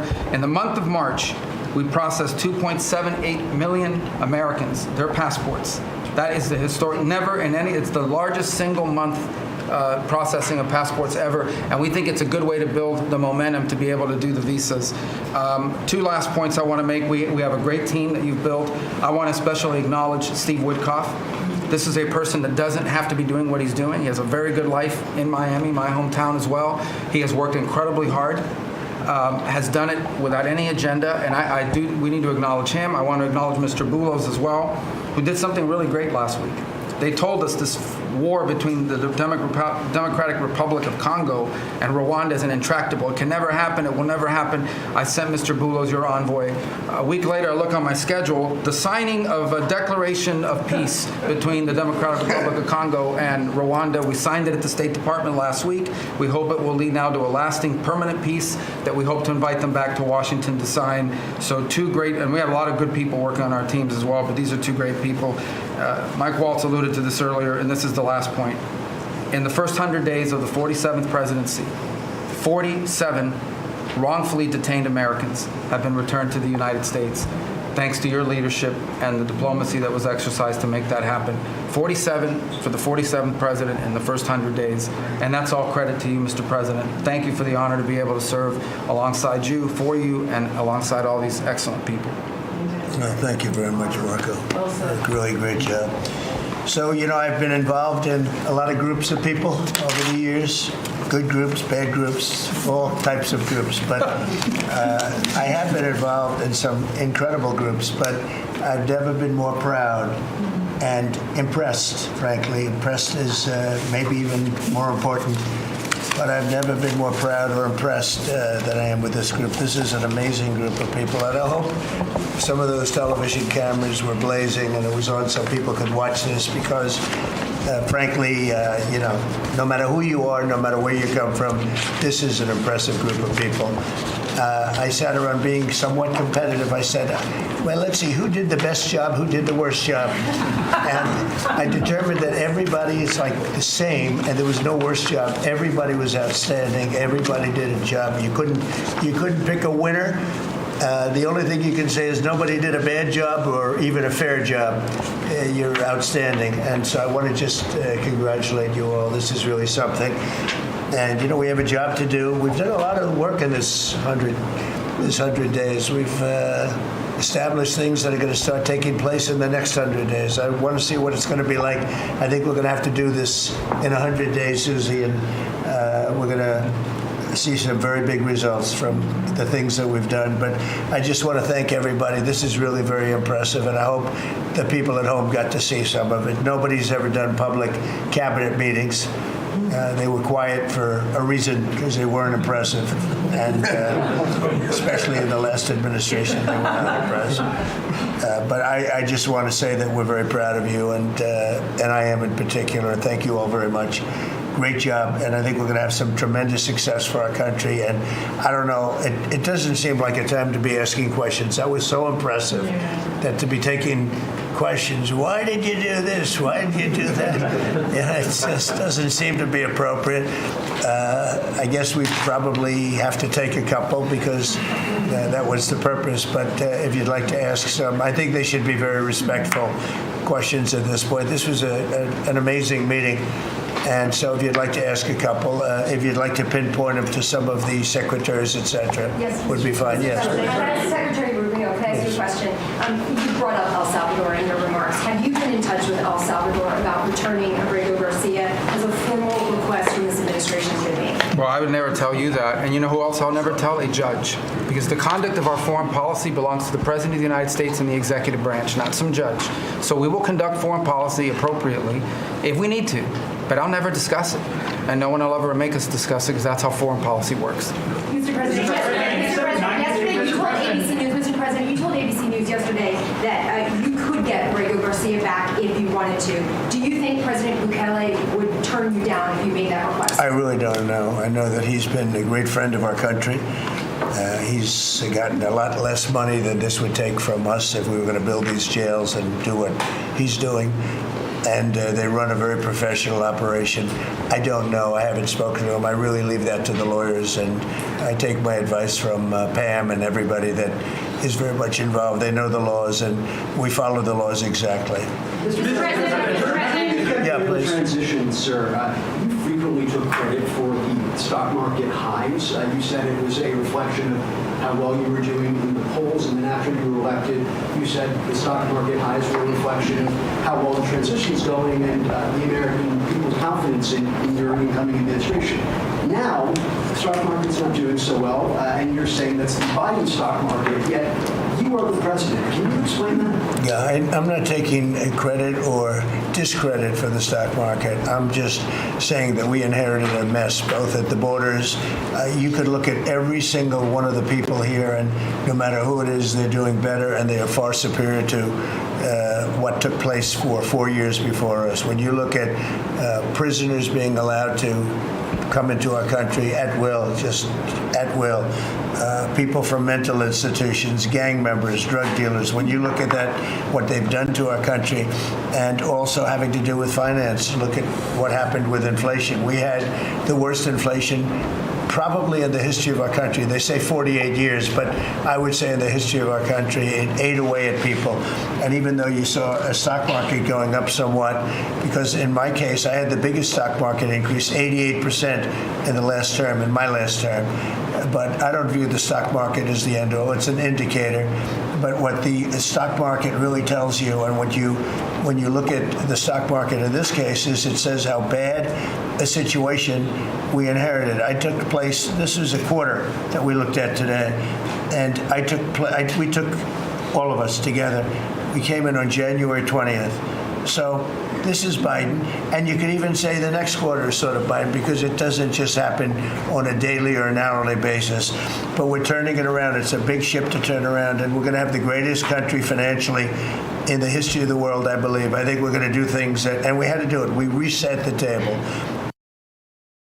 Every single country, with just about without exception. I'd have to really think hard for who hasn't taken advantage. And I don't even blame those countries. I blame the person that was sitting right here where I am for allowing it to happen, where our country was ripped off on trade, hundreds of billions of dollars.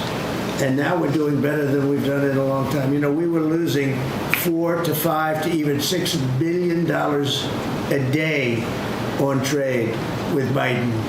And now we have it down to a very manageable number, and the tariffs, for the most part, haven't even kicked in yet. So that's the way.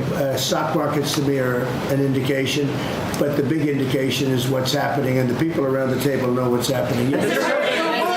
Ukraine minerals deal is set to be signed in 24 hours or What? so. Say it. Is it true that the Ukraine minerals deal is about to be signed in the next 24 hours or so? There's some reports saying that. And if it's true, has the deal changed at all from the last time we heard about it? Well, I'll ask Scott to answer the question because he's responsible for it. Yeah, our side's ready to sign. Ukrainians decided last night to make some last-minute changes. We're sure that they will reconsider that, and we are ready to sign this afternoon if they are. Can you talk about those last-minute changes? What was removed or put in its place? Nothing's been removed. It's the same agreement that we agreed to on the weekend. No changes on our side. Just to put that in perspective, though, when I came here, I said, how much money have we given to Ukraine?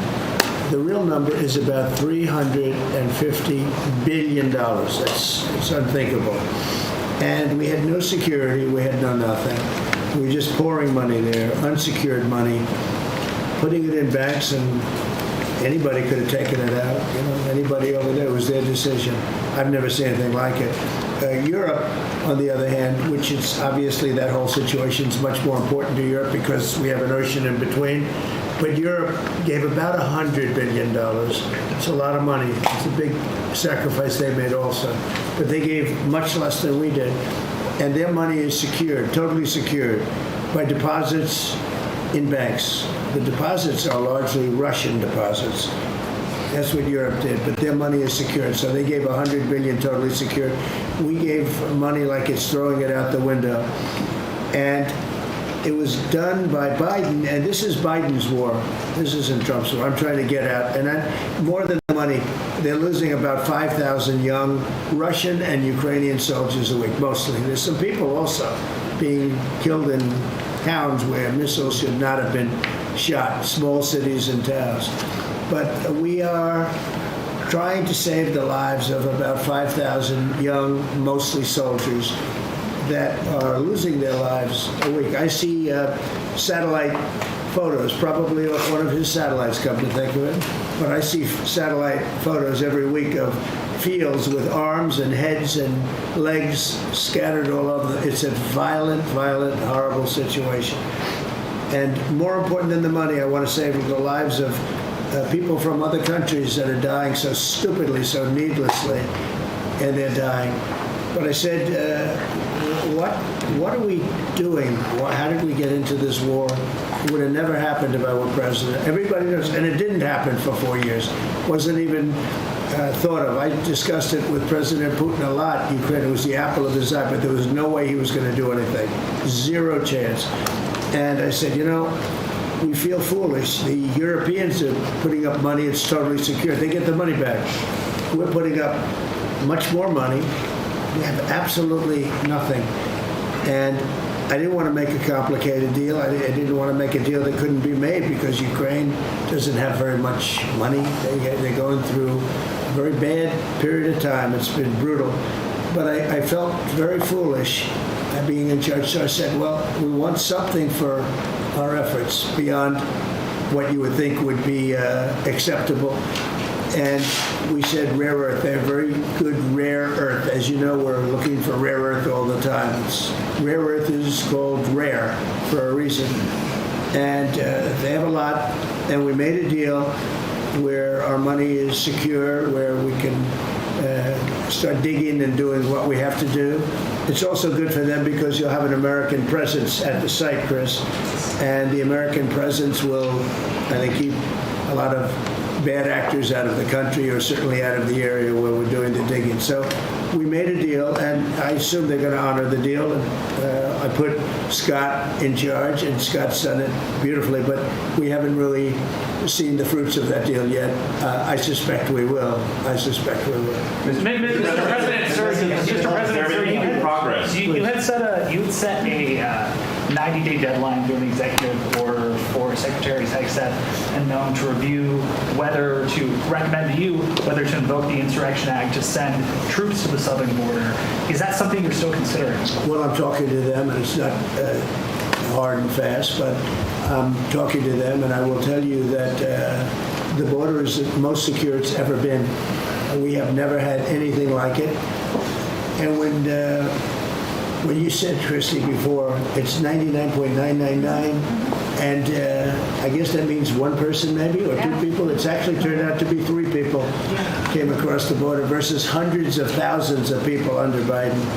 And we're talking about people coming up, people, they have souls, they have hearts, many of them are good, but we have a country that's under siege. We have a country that really is I think it's under attack. In many ways, worse than under attack because there are no uniforms. You don't know who the attacker is, so you really don't. It's not like you're fighting an army. You're fighting people. You don't even know who they are. But 11,888 murderers, many of them murdered far more than one person, are roaming. Now, some of them have already been caught. A lot of them have already been caught and taken out. But we're being impeded by judges from doing our job. And hopefully that situation is going to be solved because I think nobody wants to have murderers and people from jail, and I mean for serious, serious crime. I remember the Biden people used to say, no, these are aliens that came into our country and they don't commit crime. I said, they don't commit crime. They commit worse crime. They make our criminals. Some of these people that they've allowed in through open border policies, the dumbest thing I've ever seen. You can look at some of these people and you say, this is not going to end well. But the people that they've allowed into our country are making our criminals look like the nicest people on earth. I will tell you, these are serious criminals. These are violent criminals. These are people that would kill you and wouldn't lose an ounce of sleep, and they wake up the next morning and they don't even remember it. This is a rough, tough group of people, and we've got to get them out of our country. And the law says, I believe, I hope, and I think Pam will be very successful in proving it, but we've run into, I would call them rogue judges. Somebody could criticize me for that. These are rogue judges. These are radical left, generally radical left, horrible judges. And we didn't lose all of these people. You know, we've lost a lot of people to death and to rape, all sorts of crimes committed by the people that poured into our country. And they came in totally unimpeded. Just come on in. And you see it every night. You'd see thousands and tens of thousands of people pouring into our country. We have no idea who they are. And to this day, we're looking for people. We have no idea. We hear that we have terrorists in our country that are so bad, they couldn't stay in any other country, but we're getting them out. And the group between Pete and Christy and Tom Holman and everybody working together, the people that you would least suspect are reporting them, getting it, and the public is reporting them. The public is seeing. The public is calling and they're saying, you know, I live in a house and next to me moved in a group of people and they are very violent. And would go and would find out and would say, yeah, you're right, they were really violent. And we have information on most of them. So I just think it's incredible what's taken place. But we right now have a very, very secure border. Right now we have the most secure border in the history of our country. So I don't think we have to worry about your question too much. Mr. President, as Prime Minister of Canada ran against, not only against the Conservatives, but also against you. Well, yesterday, both parties. Right, yeah. And yesterday he spoke about American betrayal. Are you interested in rebuilding relations with Canada? And if so, how? No, well, I think we're going to have a great relationship. He called me up yesterday. He said, let's make a deal. You know, he was running for office. They both hated Trump. And it was the one that hated Trump, I think, the least that won. I actually think the conservative hated me much more than the so-called liberal. He's a pretty liberal guy. Why do you think? No, I spoke to him yesterday. Couldn't have been nicer. And I congratulated him. You know, it was a very mixed signal because it's almost even, which makes it very complicated for the country. It was a pretty tight race. But he's a very nice gentleman, and he's going to come to the White House very shortly, within the next week or less. Mr. President, when will you speak to President Xi of China? That'll happen. I mean, look, right now, and I told you before, they're having tremendous difficulty because their factories are not doing business. They made $1 trillion with Biden, $1 trillion, even $1.1 trillion with Biden. selling us stuff. Much of it we don't need. You know, somebody said, oh, the shelves are going to be open. Well, maybe the children will have $2 instead of $30, you know? And maybe the $2 will cost a couple of bucks more than they would normally. But we're not talking about something that we have to go out of our way. They have ships that are loaded up with stuff, much of which, not all of it, but much of which we don't need. And we have to make a fair deal. We've been ripped off by every country in the world, but China, I would say, is the leading candidate for the chief ripper offer. There has never been a country that's been ripped off more than the United States of America under some of the dumbest leadership, and it usually starts with the president. And you can go back, and I'm not just talking about Biden. It's been the worst. I mean, the trade deficits and everything else, he's been the worst.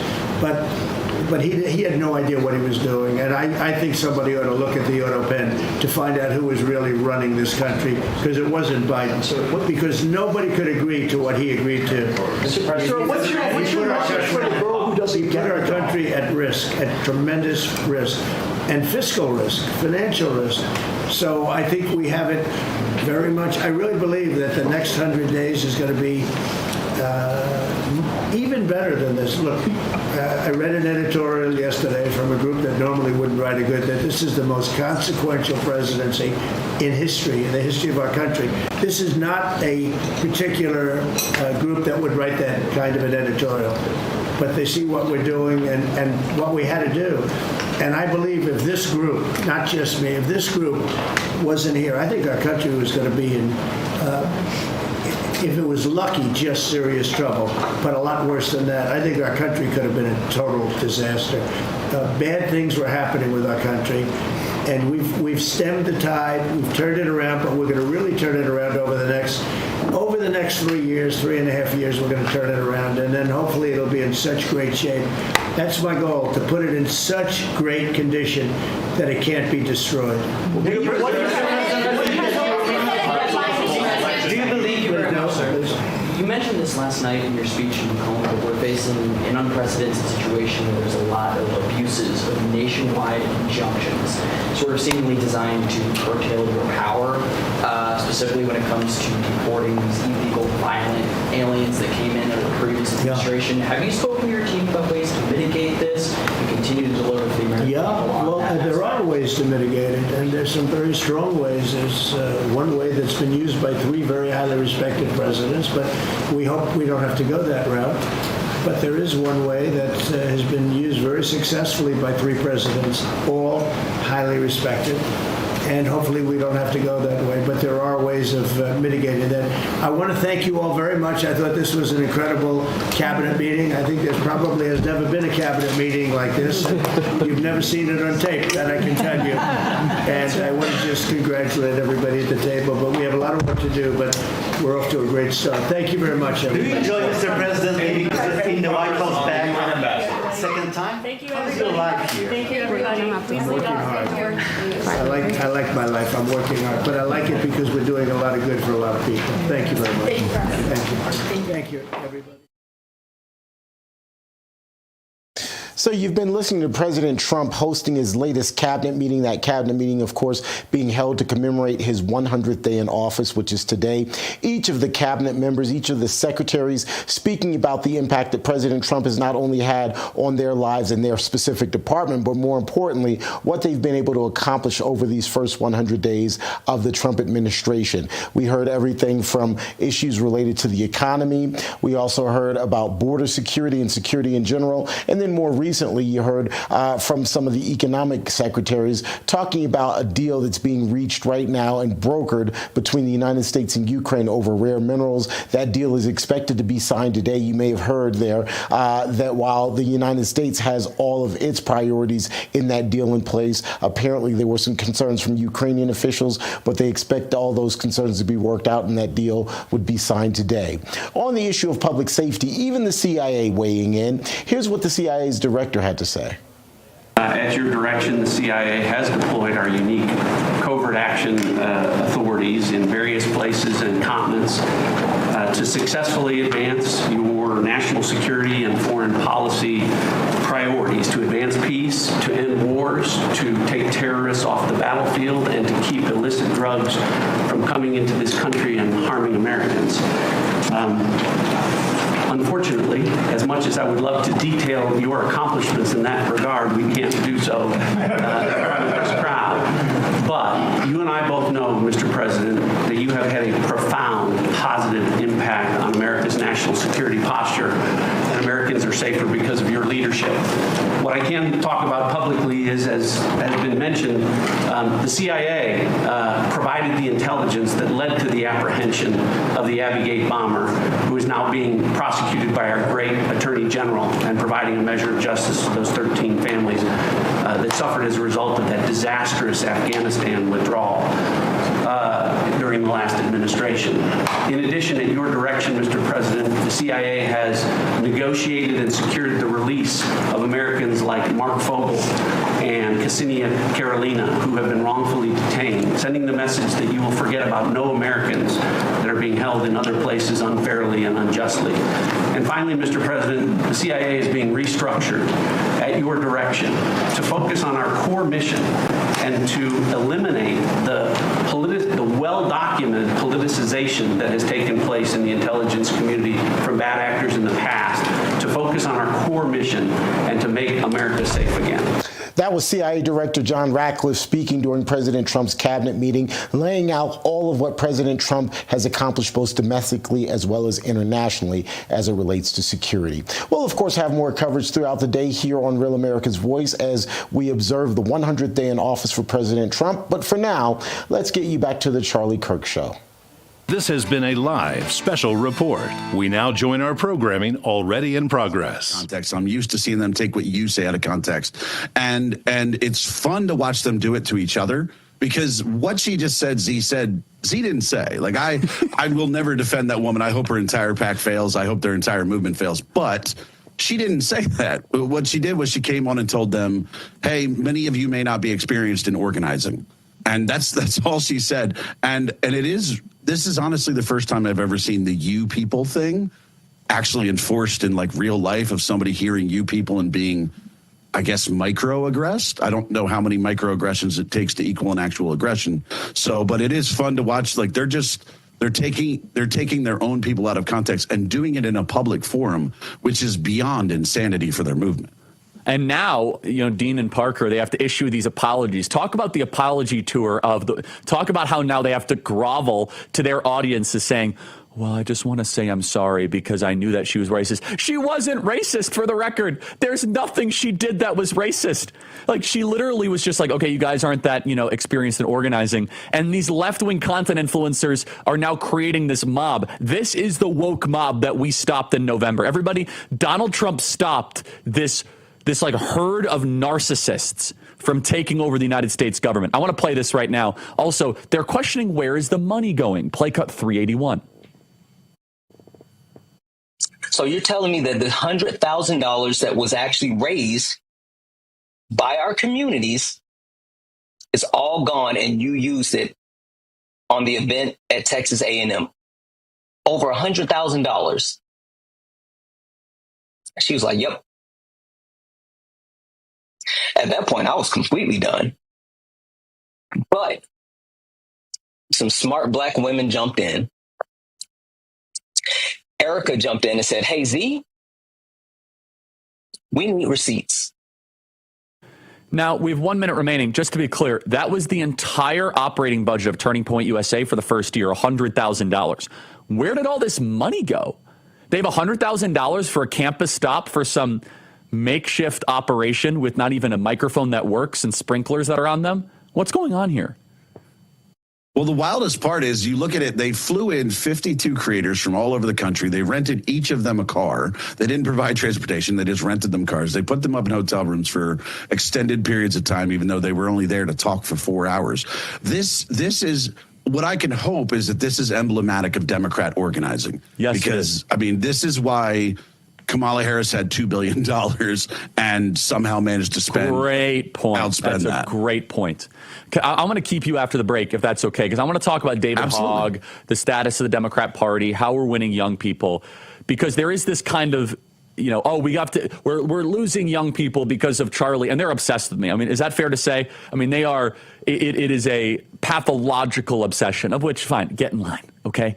You are living rent free in their heads, and it's very obvious. No, they literally, they do not care about stopping Donald Trump, J.D. Vance, or Elon Musk. Their life is about stopping Charlie Kirk. Literally, it's on their website. Taking the fight to Charlie Kirk, not taking the fight to Donald Trump, taking the fight to me. Fine, okay. The older millennial on TikTok continues after the break. What do we have, guys? When you hear the term living better, what do you think about? More money, a bigger house, maybe a yacht? What about how you feel physically? Relief Factor is a daily supplement that fights pain naturally. Developed by doctors, it doesn't just mask pain temporarily, helps reduce or even eliminate pain.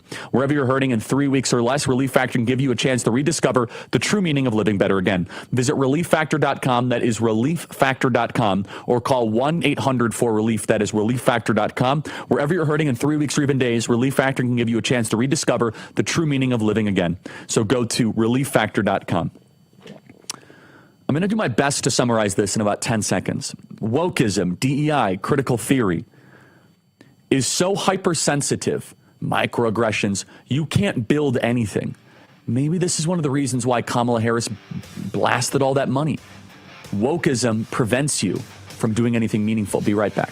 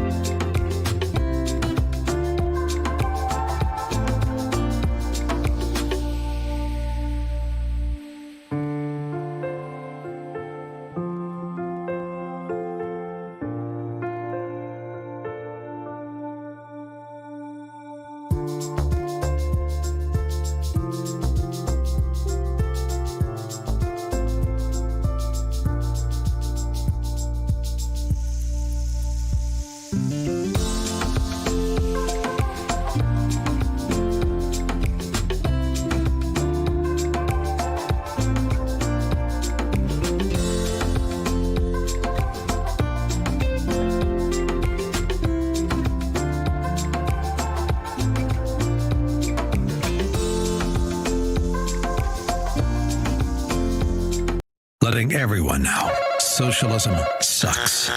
The Charlie Kirk Show. Okay, everybody, welcome back. Email us as always, freedom@charliekirk.com. We have the older millennial with us, but I want to remind you, we'll be back with radio in a second. We will be at the University of California, San Diego. Tomorrow, we're expecting a massive crowd. I don't think the traveling circus is going to be there. Don't think that the theater troupe is going to continue. We missed them in Wyoming, though. We were expecting them in Wyoming. They didn't show. Where did all that money go? I don't know. They're going to have to answer the FEC about that one.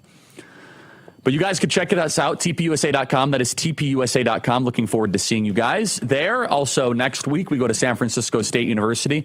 They say San Francisco's MAGA country, so that should be a good turnout. And then Long Beach and more. So check it out right now. And all of that is brought to you by YRefi. That is YRefi.com. They are the sponsor of our campus tour. So go to YREFY.com. That is YRefi.com. Check it out. You can finally take control of your student loan situation with a plan that works for your monthly budget. Go to YRefi.com. May not be available in all 50 states. YREFY.com. That is YRefi.com. Email us as always, freedom@charliekirk.com. We are winning young people, everybody. It's a remarkable positive development. The Democrats don't know what to do about it. Stay right there.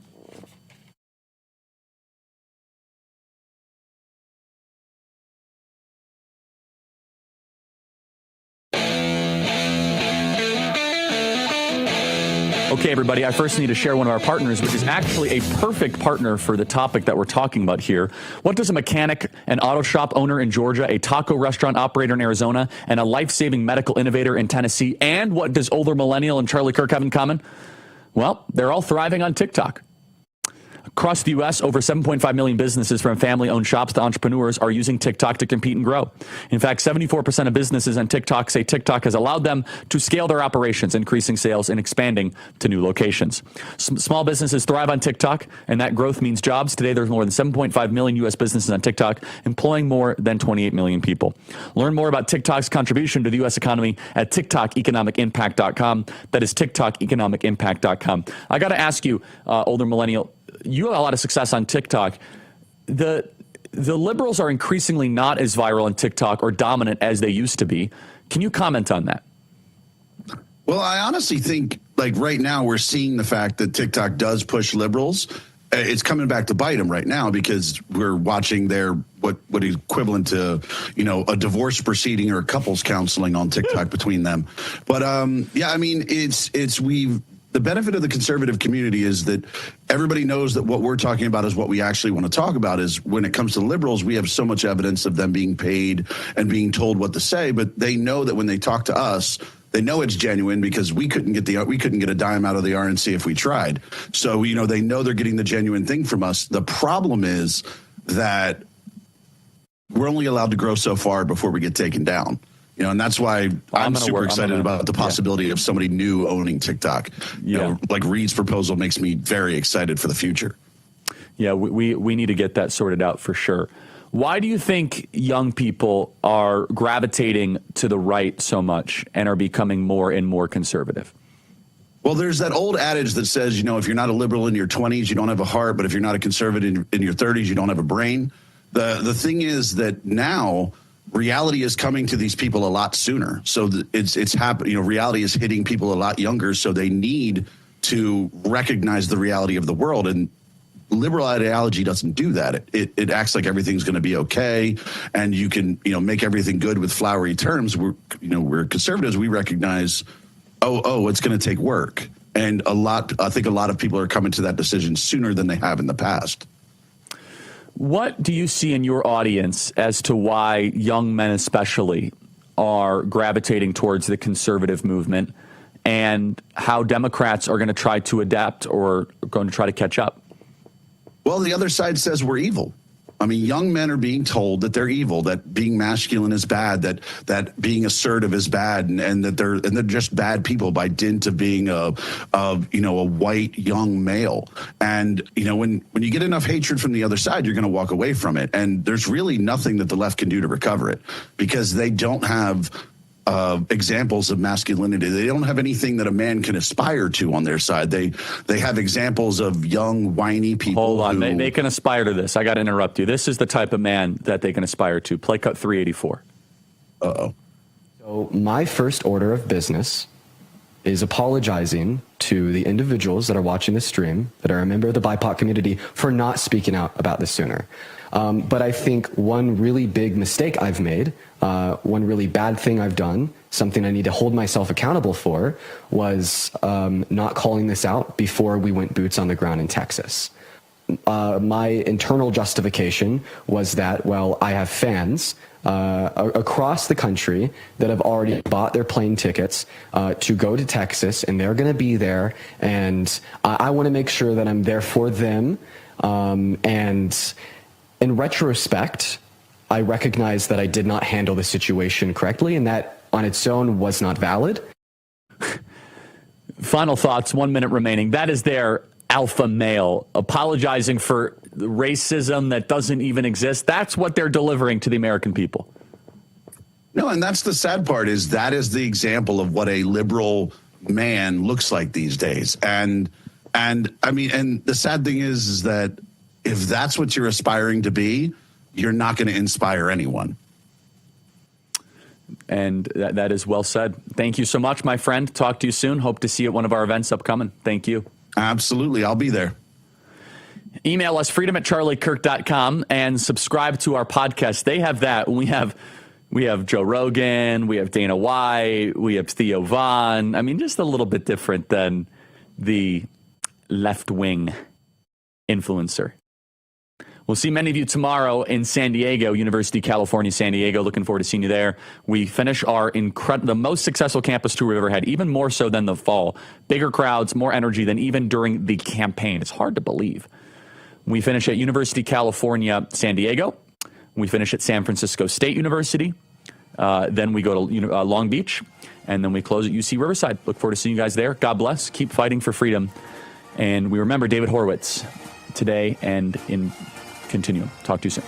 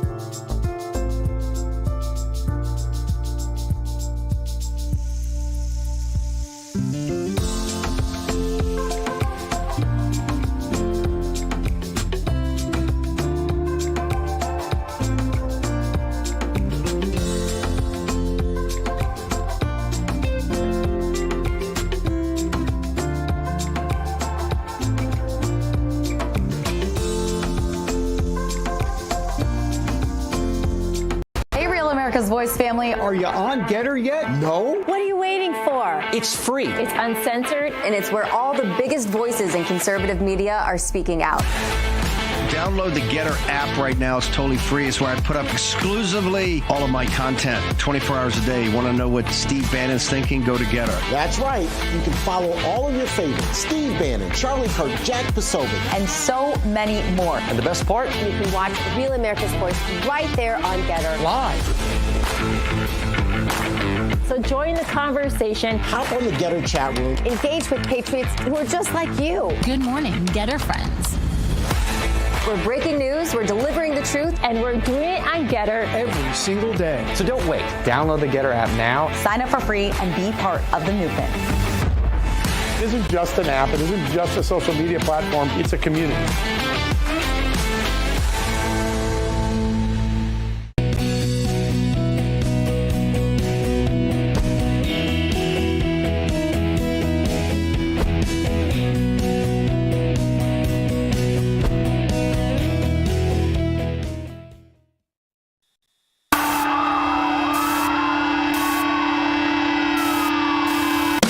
Happens when the fourth turning meets fifth generation warfare.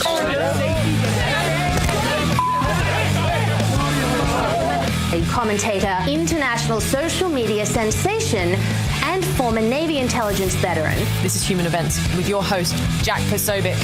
Christ is Golden King. Age has only just begun. We are one people, one family, and one glorious nation under God. We will never give in. We will never give up. We will never back down. We will never, ever surrender.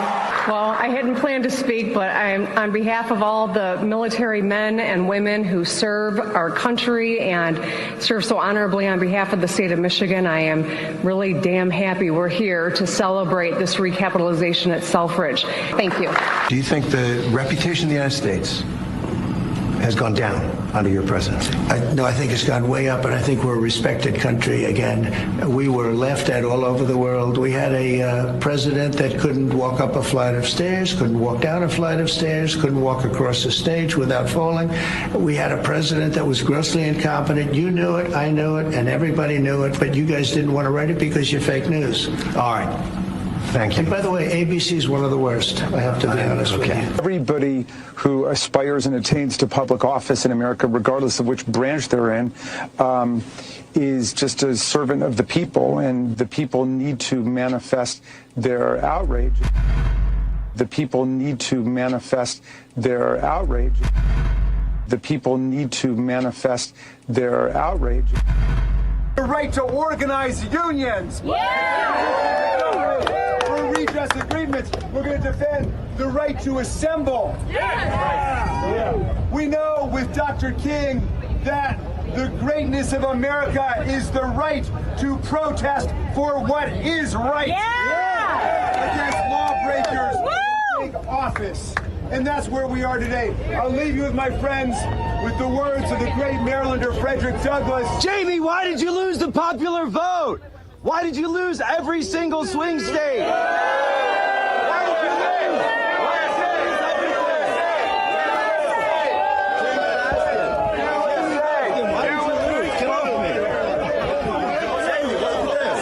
Let me talk. Let me talk. Let me talk. It's not fake. Look at this. Look at this. Look at here, bro. Look at this. Why'd you lose? Back it up. Back it up. Can I get my phone? No. Back up. Okay, stop. Back up. Well, ladies and gentlemen, welcome aboard today's edition of Human Events Daily. We're here live in Washington, D.C. Today is April 30th, 2025, Anno Domini. Political violence is never acceptable. It's never acceptable under any circumstance. Political speech is protected. It is protected under the First Amendment. Congressman Jamie Raskin stated that the right to protest peacefully must be respected. Yet, he didn't seem to have any respect for it at all. And I'll just say this. This incident is under investigation. I've made my police report, filed it with federal law enforcement. Everything's being looked at. The IAM, this union, we're in communication with the highest levels. And there's a lot more to this that has gone on even outside of what you saw on the video that I can't get into right now, but it will be made public at the appropriate time. But all I will say is this: completely unacceptable. A public square in Washington, D.C., a U.S. congressman, a group of federal union workers. Political violence is never acceptable, and it should never be encouraged. This is Human Events Daily with Jack Sobek. We'll be right back.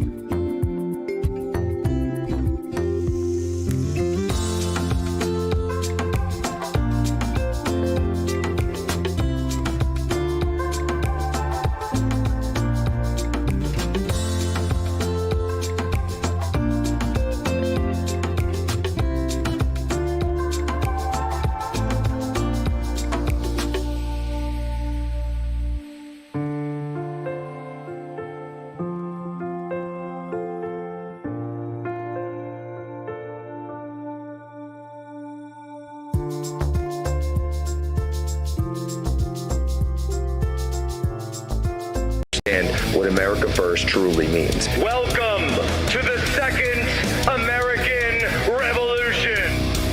All right, folks, here we are. Jack Posobiec, Human Events Daily. Want to welcome in the Salem radio audience here at Charlie Kirk, third hour. And we've got a big show today, bigger than, well, put it this way, discussing something that I didn't expect to be discussing today. First, I want to tell you very quickly about today's episode sponsor, which is Silent. Silent's Faraday products block all incoming and outgoing signals so that your devices are invisible and safe from the outside world. From their backpacks, phone sleeves, and even pants, patented signal blocking technology blocks wireless signals, giving you peace of mind that your data doesn't end up in the wrong hands. Just place your device inside, close it, and that's it. You're safeguarded from unauthorized access. Between the government, big tech, corporate America, and criminals, your privacy is compromised 24/7. There's no other option. You have to protect yourself, and that starts with Silent. Go silent today at slnt.com/POSO to save 15% plus free shipping on qualifying orders. Stay ahead of what's coming and secure your privacy today. Again, that's slnt.com/POSO for 15% off and free shipping. So, folks, we're breaking all of this down. I wanted to bring in on today my favorite anti-communist, is how we always describe her, and it's Evita Duffy. She's the host of the Bongino Report Early Edition. Evita, how are you?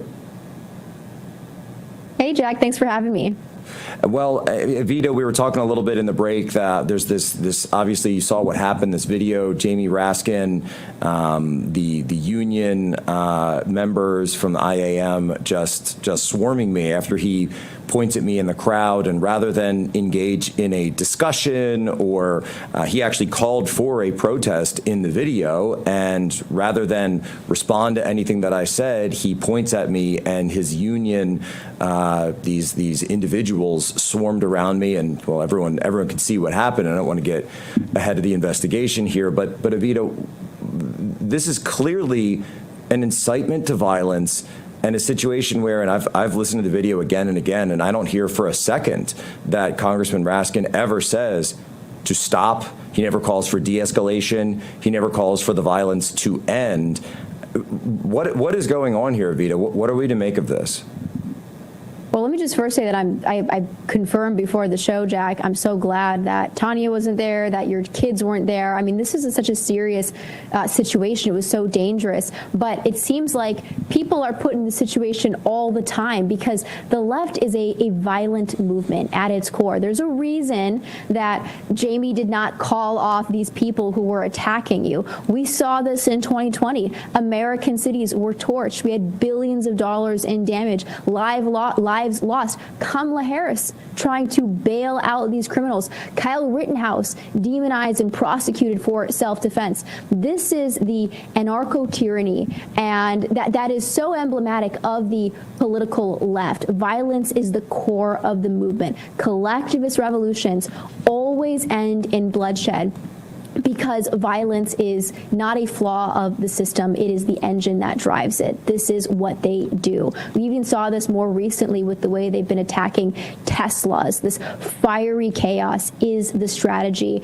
And it doesn't matter if you are on the political right or the political left. Eventually, this will come for you. If you look at what happened in the Soviet Union and the way that avid communists were eventually turned on each other, put themselves in the gulags. This is a movement that comes for everyone. No one is safe. And it's frankly terrifying, and you got a little glimpse of it yesterday as you were attacked. And I think that's what people should take away from this. This is just a flavor of what's going to come for everyone from collectivists. Well, and look, you're right, and we've certainly spoken about this regarding Luigi Maggioni, regarding Thomas Matthew Crooks, who was an Act Blue donor.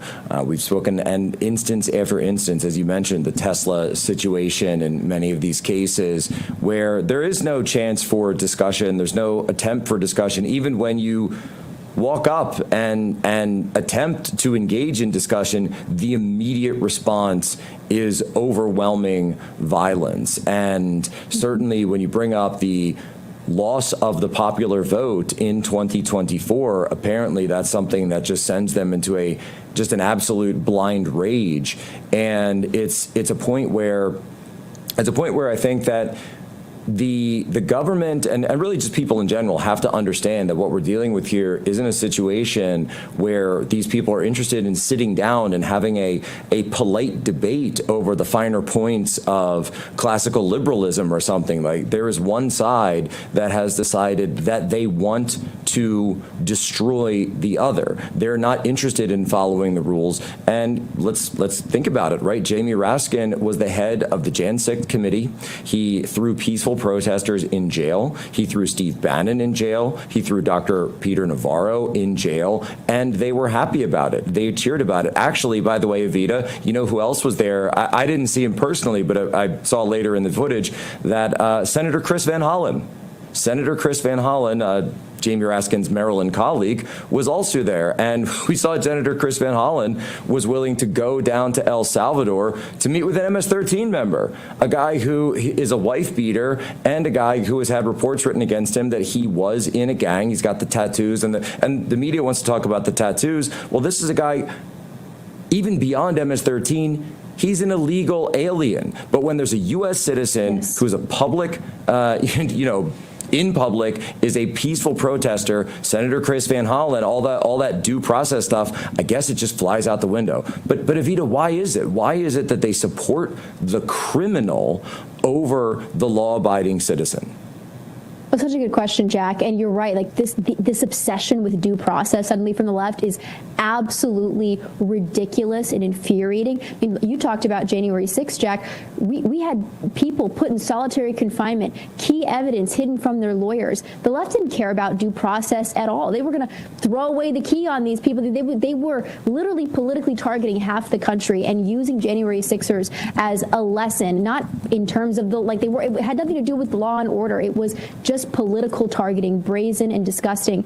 And there's a great quote from Gulag Archipelago that I want to read for you, Jack. It says, "For him to have a knife was mere misbehavior, tradition. He didn't know any better. But for you to have one was terrorism." And that's a great quote because it tells you exactly what the priorities of the left are. It's if the violence is going to be for a progressive cause, if we're going to attack Jack Posobiec, or if we are burning down cities for the summer of love, then it doesn't matter.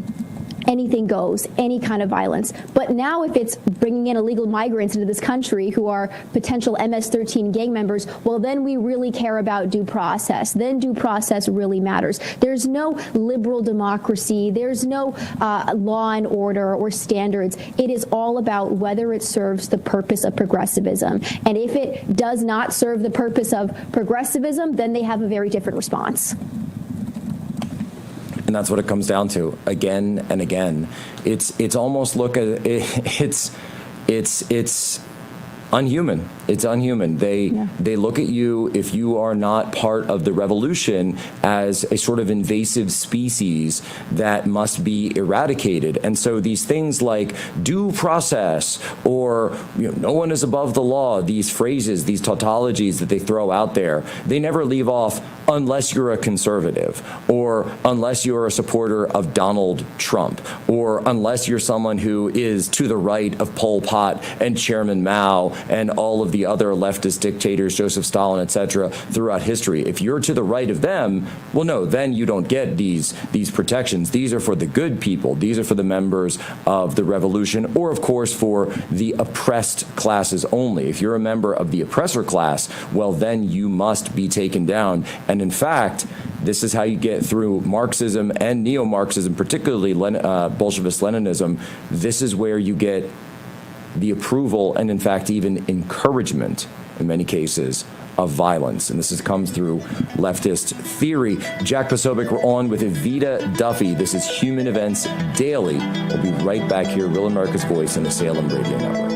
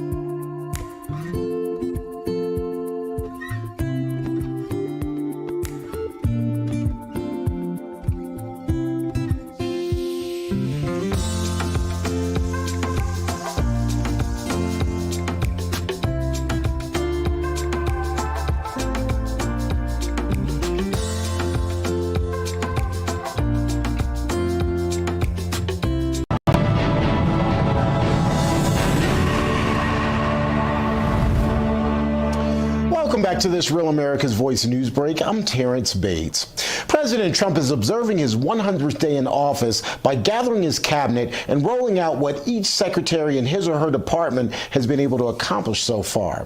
From bringing down the price of eggs to tariffs to the U.S.'s global economic standing to border security and public safety, the administration is moving at warp speed.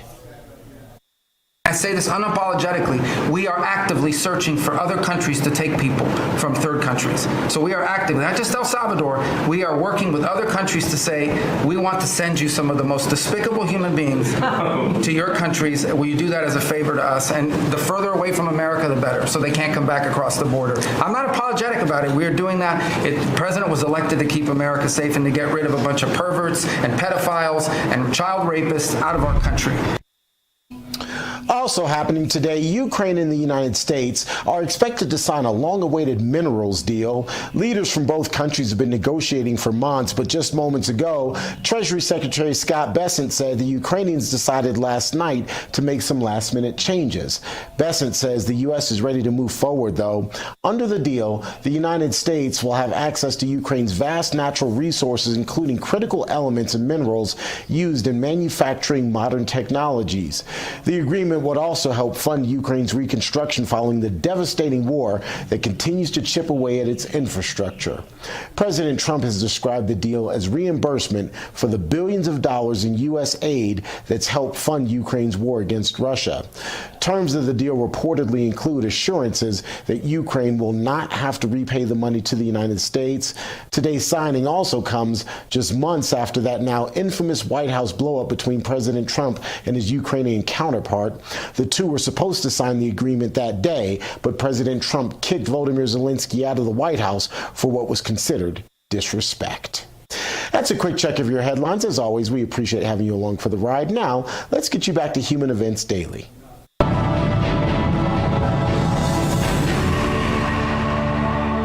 Today, they talk about influencers. These are influencers, and they're friends of mine. Jack Pasovic.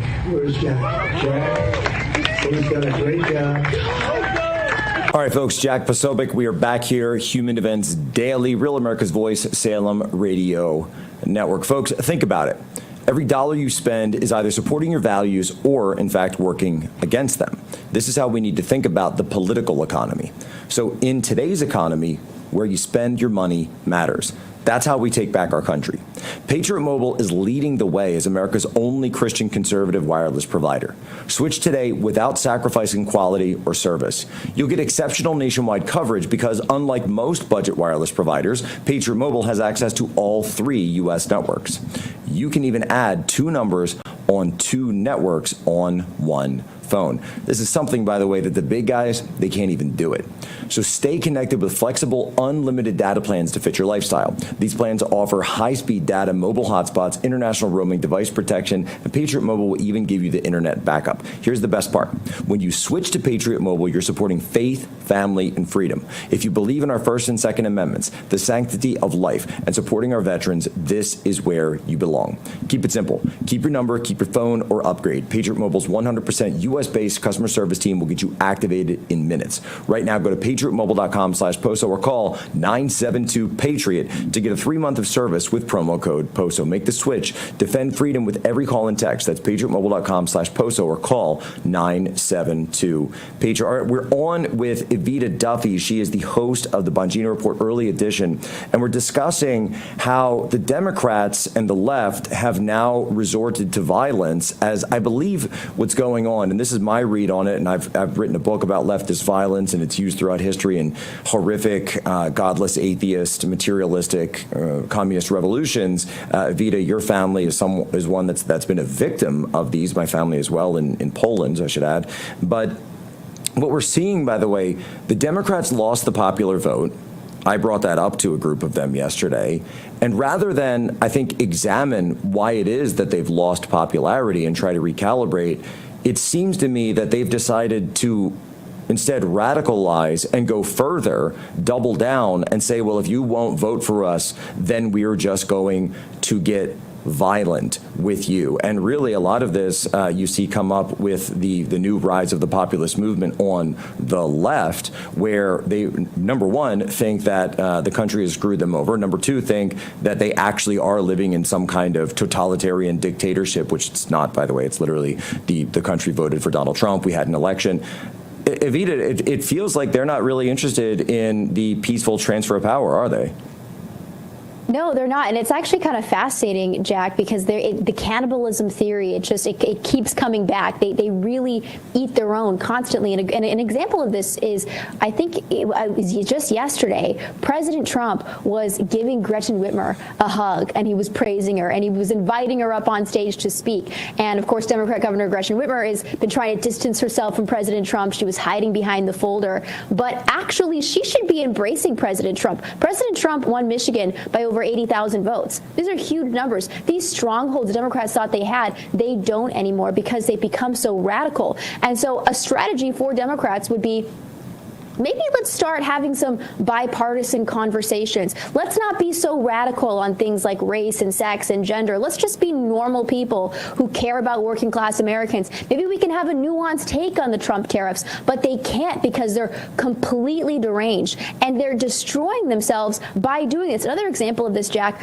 you see with David Hogg right now. He's apparently potentially going to be removed from his position at the DNC because this Native American woman is coming in and saying, no, this was unfair to 3 black women. I mean, David Hogg, whether you think he's going to do a good job or not, he's doing something different for the Democrats. But they can't seem to move past their own race Marxism in order to help themselves. They're killing themselves doing this. And you're right. They just double down every time. And when you don't go along with it, what do? It goes immediately to violence. This is a dangerous time. And I think people coming to D.C., and I would certainly put this out to any of my colleagues or staff that are going out to cover any of these Democrat events or anything like this, you're going to have to start bringing security or show up in numbers or something like this, because even Democrats when you go somewhere and are peaceful will immediately resort to violence. And God forbid, you have individuals out there like Thomas Matthew Crooks, like Nikita Katsep, like Luigi Maggioni, who decide to go and take things even a step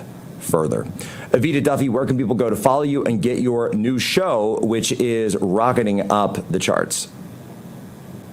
So if you go to rumble.com/Evita, my show is live at 9 a.m. Eastern time, 5 days a week. Bongino Report Early Edition. If you want to follow me on X or Instagram, my user is EvitaDuffy_1. Thank you so much for having me, Jack. Give her a follow, folks. My favorite anti-communist, Evita Duffy. This is Jack Posobiec, Human Events Daily. We'll be right back on Real America's Voice in the Salem Radio Network.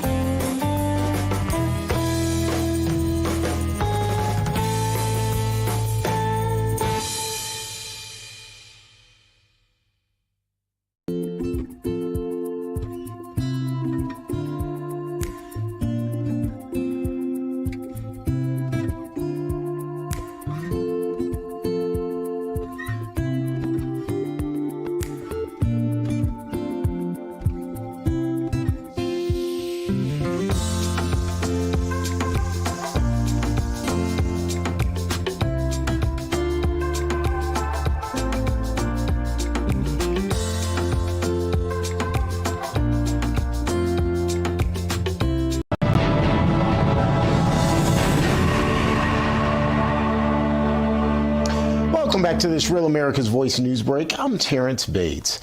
The Trump administration is pulling back on some of its tariffs on the auto industry. In an executive order signed on Tuesday, the president walked back some of the duties on foreign auto parts and domestically manufactured cars. The move comes just days before a 25% import tax on car parts was set to go into effect. Under the president's plan, car makers have 2 years to boost the percentage of domestically made components and vehicles manufactured here in the United States. That would help automakers offset potential future tariffs on foreign-made auto parts. President Trump's tariff reprieve comes after a group of American auto industry groups urged him last week not to impose 25% tariffs on imported auto parts, saying that such a policy would cut sales of American-made vehicles and raise prices. Amazon appears to be backing away from the idea of posting import charges that customers are paying for various products. While the company says it considered the idea, quote, it was never approved and it's not going to happen. The idea alone drew rebuke from the White House. It's a hostile and political act by Amazon. Why didn't Amazon do this when the Biden administration hiked inflation to the highest level in 40 years? Meantime, UPS says it plans to cut about 20,000 jobs and close more than 70 facilities thanks to a reduction in the amount of Amazon shipments that it's going to handle. Amazon is UPS's biggest customer, but the shipping giant says that Amazon isn't its most profitable customer, And that's why the Amazon shipping volume is being cut by more than half by the second half of next year. Well, that's going to do it for your headlines. As always, we appreciate having you along for the ride. I'm Terrence Bates. Now, let's get you back to Human Events Daily. That's already in progress.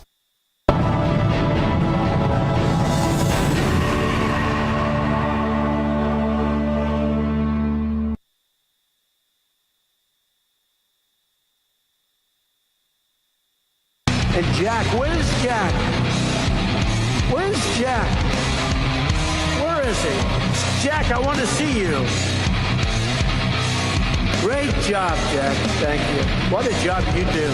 You know, we have an incredible thing. We're always talking about the fake news and the bad, but we have guys, and these are the guys who should be getting Pulitzers. All right, Jack Posobiec, here we are back. Human Events Daily. We're on Real America's Voice in the Salem Radio Network. Very excited to welcome in our next guest, Alex Abkarian. He is the co-founder and COO of one of our best partners here on the program, Allegiance Gold. Alex, how are you? So, Alex, we're talking about the price of gold, and we do the promos, we do the scripts, and I always say turbulent times, turbulent economic times. And we knew, by the way, with the election in 2024, that there was going to be an economic restructuring. This is, in fact, what President Trump ran on when he talked about and said at 200 plus how many rallies and political events that tariffs were absolutely going to be something that he introduced into America's economic model, which is a huge turn away from the global economic model that has existed really since the late 80s, 90s, and on with the accession of China to the World Trade Organization and the expansion of the petrodollar across all of these markets. Well, this has been something where, look, and I look at the price of gold, I say, look, this is a way to hedge against all of those things, and it's something to learn about where, if you got into the precious metals market, if you got into gold back during... We're interrupting this program for a special live report. It is day 100 in office for President Trump. Let's go to the White House, where Caroline Leavitt, the White House press secretary, is addressing influencers. A more than 2-hour-long cabinet meeting with his entire cabinet. Each secretary went around the room to talk about the promises they are delivering on for the American public and the directives they are executing at the behest of the President of the United States. Can you ever remember a cabinet meeting in which the media were welcomed into the room to ask questions questions of the entire federal government. No, you can't, because it never happened. Joe Biden was afraid to speak to the press because he was mentally incompetent in driving our country into the ground. But fortunately, President Trump has been incredibly hard at work cleaning up Joe Biden's messes and making our country great again. Yesterday marked the president's official 100th day in office. The first 100 days of President Trump's second term can only be summed up as promises made, promises kept. He has ushered in the most secure border in modern American history, and he didn't need a bill from Congress to do it. Do you all remember that? They said we needed a bill. We didn't need a bill. We just needed a new president. The border is now closed, and the Biden border invasion has been halted. Illegal border encounters are down by 95%. Illegal alien gotaways, one of the top threats to our public safety, are down by an astounding 99.99%. And Fox News' Bill Malugin, who did exceptional reporting covering the Biden border crisis, was recently quoted saying, "If Fox were to send me down there right now, I would have trouble finding a single migrant on camera." That is the Trump effect. President Trump took on the cartels and designated Tren de Aragua, MS-13, and other vicious gangs and cartels as foreign terrorist organizations. Under President Trump, it is the policy of the United States to ensure the total elimination of these brutal organizations' presence in our country. And we are also beginning stages of carrying out the largest mass deportation in American history. We have already arrested more than 150,000 illegal aliens, and you can expect those numbers to ratchet up in the months ahead. On the economy, President Trump is rebuilding the greatest economy in the world once again. Since day one, he has focused on defeating inflation, bringing down the cost of living, and making the United States the best place in the world to do business, invest, create jobs, and innovate. The president later this afternoon in the East Room of the White House will be joined by CEOs from around the world who have committed trillions of dollars in investments right here in the United States of America. I don't think the president is getting enough credit for the massive deregulation campaign that he has launched across the entire federal bureaucracy. He himself has signed a number of executive orders to unleash rapid deregulation and reduce the cost of living for families and for small businesses, and we are seeing a big impact of this already. His deregulatory actions thus far will save nearly $11,000 per family of four over the next several years. And building on this success, the president has encouraged the rapid onshoring of jobs to restore America as our world's manufacturing superpower. He is effectively utilizing tariffs to bring the entire world to the negotiating table, offering more favorable terms for our country. When all is said and done, America will finally have fair and reciprocal trade, and our country will finally stop being ripped off. So far, as I mentioned, total investments under this administration are more than $5 trillion. The president has already created 345,000 jobs since taking office in January. 9,000 manufacturing jobs were created compared to the 6,000 manufacturing jobs lost per month in the final 2 years of the Biden administration. The labor force participation rate for those without a high school diploma is up, inflation has dropped, and the price of prescription drugs last month was the largest drop ever recorded. In little more than 3 months, President Trump has America headed in the right direction. The good news is we are just getting started. We are very busy every single day here at the White House, literally working around the clock, 7 days a week, to restore the golden age of America. Hundreds of promises have been made and kept. There is certainly more work to do. The best is yet to come. But we are very proud of the efforts the president has made to continue the non-traditional media approach that he so beautifully executed on the campaign trail, which led him back to this office, talking to podcasters, social media content creators, and influencers like yourself. And again, we're so proud to welcome you to the White House here today so you can ask questions for the whole world to hear. So, Jack, great to see you. And why don't you kick us off? Caroline, thanks so much for having us in today. And I appreciate the administration making yourself available and making it available to us and all of our followers. And I understand that you're going to be continuing these. And I think it's fantastic that really have everybody come in and be able to do this. One of the things that's been troubling me and has actually even affected me over the last 24 hours is the rise of violence that we've seen from elements of the far left, starting with things like Luigi Maggioni, these support for these unhuman organizations like MS-13, Tren de Aragua, and even, of course, the assassination attempts on President Trump, Thomas Matthew Crooks, and Ryan Routh, as well as numerous incidents against anyone who owns a Tesla, apparently. You don't really see the Democrats opposing these things. You see them in many cases either co-signing it or giving a wink and nod to it at the same time that they will be demanding that we follow due process for anyone who actually is a hardened criminal or some of the worst of the worst. What is the administration doing, DOJ-wise or FBI-wise, to combat this rise in violence that we're seeing? It's a great question, Jack, and I absolutely agree with the premise of your question, which I usually don't when I take questions at a podium. But certainly you're right. We have seen a rise in political violence that stems from the left, dating back to the Black Lives Matter movement, which the left and the Democrats don't want to talk about much, but they burned down American cities. And the Biden administration did nothing to prosecute those who created that violence, oftentimes not just destroying businesses, but also lives and communities as well.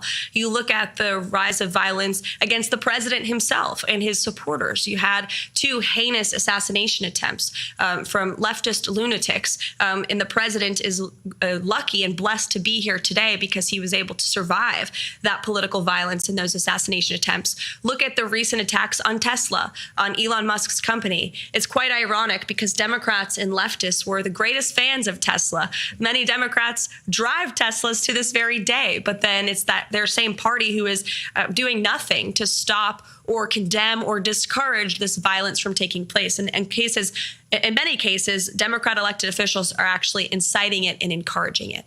But that's not going to be allowed to happen anymore. The Attorney General was just in the cabinet room with the president and made it very clear to anyone who is inciting violence or participating in violence, you will be prosecuted to the fullest extent of the law. And no longer do we have a Justice Department that chooses prosecutions based on one's political affiliation. If you break the law, you will be held accountable for that.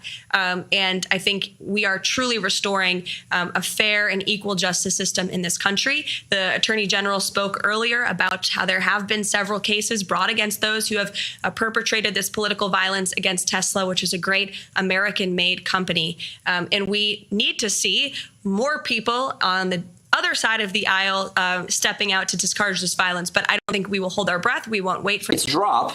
Essentially, we might have an impact on inflation, and that's of justice we've seen at the DOJ under the leadership of Pam Bondi and Kash Patel, who's doing an incredible job as the FBI director, is a testament to that. Thank you, Dom. Thank you.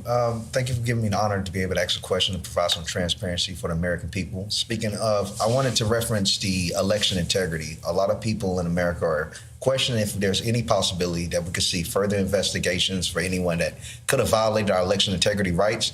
And more importantly, so is there any possibility for names such as Barack Hussein Obama, Hillary Rodham Clinton to ever just possibly get investigated for any of these, questions from the American people, from any of the wrongdoings they might have done? Well, it's refreshing to actually hear a question on election integrity because the legacy media would never ask such a question. They're so out of touch with where the American people are on this issue. And Americans, you're absolutely right, want to have trust in our electoral system. Without free and fair elections, you cannot have a free and fair country. And President Trump has absolutely been a leader on this effort, talking about the irregularities we've seen in our elections, holding Democrats accountable for allowing illegal immigrants to participate in our elections. And he actually signed a recent executive order to protect the integrity of our elections. It will strengthen voter citizenship verification laws. It also directs the Attorney General to enter information sharing agreements with state election officials to identify cases of election fraud. So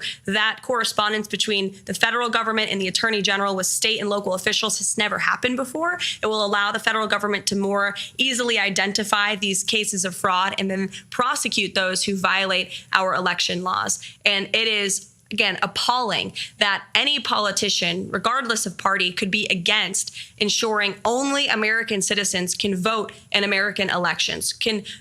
How could anyone ever be against ensuring Americans need to have proof of identification to participate in our elections. You see the Democrats falling over themselves, trying to say this is somehow voter suppression. Absolutely not. We are trying to ensure that every American citizen, their vote actually counts and is not being outweighed by fraudulent votes and fraudulent ballots that we know have been cast in previous elections. So the president's taking this very seriously. He signed an extremely strong executive order directing action from the AG and the Department of Homeland Security as well to clean up our elections. And we expect Congress to do more on this front as well.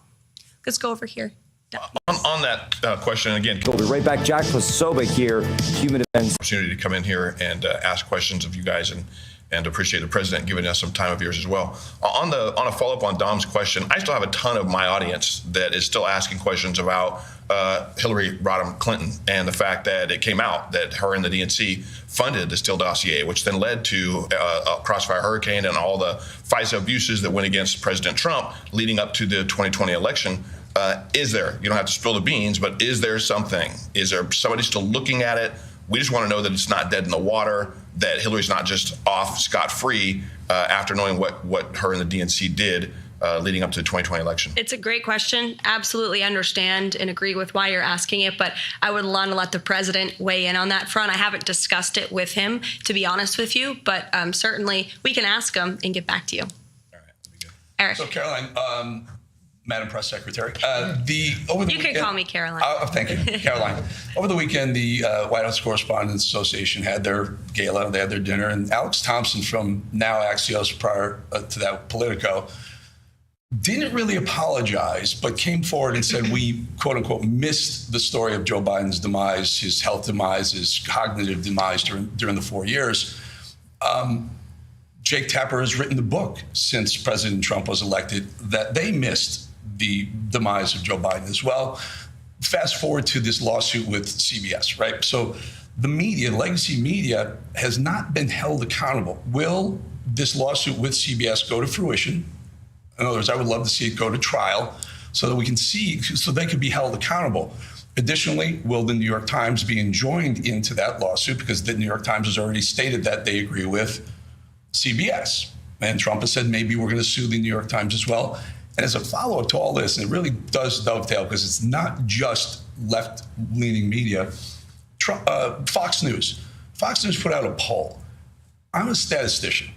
The poll they put out was wildly biased against President Trump. Mm-hmm. Will Fox sue Fox? Will Trump sue Fox for their methodology in polling? Mm-hmm. Two great questions. Let me hit the first one first. As for CBS and the White House Correspondents Association dinner, it was laughable. They gave an award to a journalist for talking about Biden's mental incompetence. He wrote a story about it years after the American people knew that story to be true. Didn't take much, just 2 eyes and 2 ears to realize that Joe Biden was completely inept, was unfit to serve as president of the United States. And nobody in the legacy media, nobody in this city wanted to talk about it. In fact, I recall being on President Trump's campaign and calling out Joe Biden's cognitive decline. And we were accused of manufacturing deepfakes. My predecessor accused us for manufacturing deepfakes from the White House podium when she knew and everybody in this White House knew the true status of Joe Biden's physical and mental fitness. And the mainstream media allowed that cover-up to take place because they refused to dig for the truth. They tried to get the American people not to believe their own eyes. It is truly one of the greatest cover-ups and scandals in American history. And again, this is why we are welcoming independent journalists and social media influencers and content creators into the White House with open arms, because all of you in this room and many of your colleagues in independent journalism talked about this online. Nobody gave you credence as far as the legacy media is concerned. And now they host cocktail parties where they're applauding each other and patting each other on the back for uncovering the truth. It was years later, and it's truly sad to see. But again, that's why we're making much needed and long overdue changes. As for the lawsuit against CBS, the president and his legal team fully intend to carry this lawsuit forward. The president put out a very strong statement in regard to that and fake news CBS this morning. And then as for the Fox News poll, president's right. These are fake polls. They overpoll Democrats. They underpoll President Trump's supporters. It's always been the case for media polls. They consistently underestimate President Trump's support amongst the public. That's why we don't really blink when we see them, to be honest with you. We're staying focused on the mission and moving forward. The president knows everything he's doing is exactly what he promised the American public he would do. And if you look at the key issues in the polling, the president is still ahead because Americans know he is delivering on them, on those issues for them. And if you look at the methodology, you're right. They're overpolling Democrats, underpolling Republicans. It's a clear-cut case of fake polling, no doubt. If I may, also misinformation, though, right? And maybe as detrimental to the presidency as what CBS has done or the New York Times is doing. Mm-hmm. Yeah, no doubt about it. The president's spoken quite strongly about it, and I know he's made some phone calls to express his displeasure with it as well. Carolina, go ahead. Thank you so much for having me here, especially as a legal immigrant, because the overwhelming fake news that Hispanics don't support President Trump, but we do, and we're very excited to have mass deportations because it affects our communities. My question is about immigration reform and DACA. During the first Trump administration, we saw that President Trump, like no other president, wanted to make a deal with the Democrats to give a pathway to citizenship to 1.2 million DACA recipients. I don't know. I haven't really heard anything coming out. Is there going to be is there any policies surrounding that situation? And is there going to be immigration reform? Mm-hmm. Well, first of all, thanks for sharing your story. And the president overwhelmingly won the vote of Hispanic Americans in the previous election and swept counties on the border of Texas that are predominantly Hispanic counties because, to your very point, Hispanic Americans and legal immigrants to this country from all countries are so sick and tired of seeing, we're so sick and tired of seeing the mass invasion of illegal immigrants that was allowed to occur under the previous administration. And it was an issue the president ran on and he delivered on. These mass deportations are underway, and it is currently the position of this administration. We are focused on removing as many illegal alien criminals from our communities as possible. And not only are we doing that for law-abiding American citizens, but also legal immigrants, as you said, who are citizens now and came here the right way, waited their turn, paid their dues. It's a slap in the face to them. And so there's a lot of reforms that need to be made to our legal immigration system. The president has talked about that, but our initial focus right now and our priority is cleaning up the mess that the previous administration left us. And there's more work to do, but a lot of progress has been made thus far. CJ. Yeah, also, thank you so much, Caroline, for having us here. Also on the topic of immigration, not only do I think, the legal immigrant community welcomes what the president's doing, but also the black community. So I would love to get your reaction to recent comments made by Simone Sanders, who said that people of color would be next in line for deportation under this president. Now, that was a revelation to me and probably many others in the black community. Being a lifelong American, I'm not really sure where Tom Homan would send me other than my childhood home in Augusta, Georgia. But why do you think this fear-mongering is being directed at the black community over the issue of immigration? And do you think it's offensive to conflate illegal aliens who are rapists, traffickers, and sexual abusers with law-abiding citizens in the black community? It's absolutely insane, and it is racist what she is saying. The president intends on deporting illegal alien criminals who broke our nation's laws and are not only impacting communities across the country, but in particular communities of color in our inner cities. You remember the story out of New York City where young minority children were kicked out of their public school to make room for illegal immigrants to sleep on the floor of their cafeteria. That is putting America last. Doesn't matter your race, your religion, or creed. If you are a law-abiding American citizen, President Trump is going to put you first. And shame on Simone Sanders for saying that. She knows better, but she's trying to fear people into disliking this president with lies. But I think the American public are much smarter than she believes that they are, and that's why they reelected President Trump. Oh, go ahead. Hi, Caroline. So, as the youngest press secretary in history who is a wife and a mom, you've become widely popular with America First Patriots. As an 18-year-old, I can say you're definitely an inspiration to Gen Z. What has been the biggest highlight for you in these first 100 historic days? Thank you for asking that and saying that, Bo. I am Gen Z. I think I heard the term zillennial because I'm right on the cusp of millennial and Gen Z. Jack is cringing at that. But there's been so many highlights. Just being here every day is such a blessing and an honor. And I'll share a quick story to that point.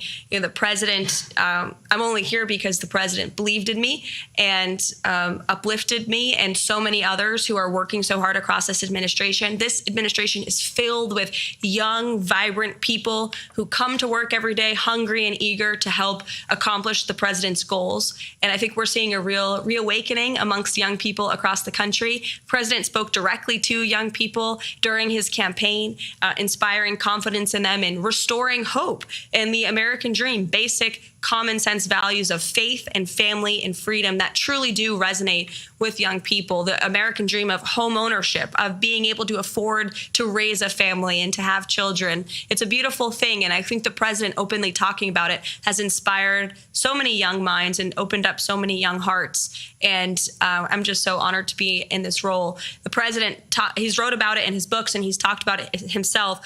When he was in his 20s, he was building buildings in Manhattan. So certainly he believes in the strength and the ability of young Americans across the country, like yourself here at the White House at just 18 years old. Thanks for being here. Into the back row.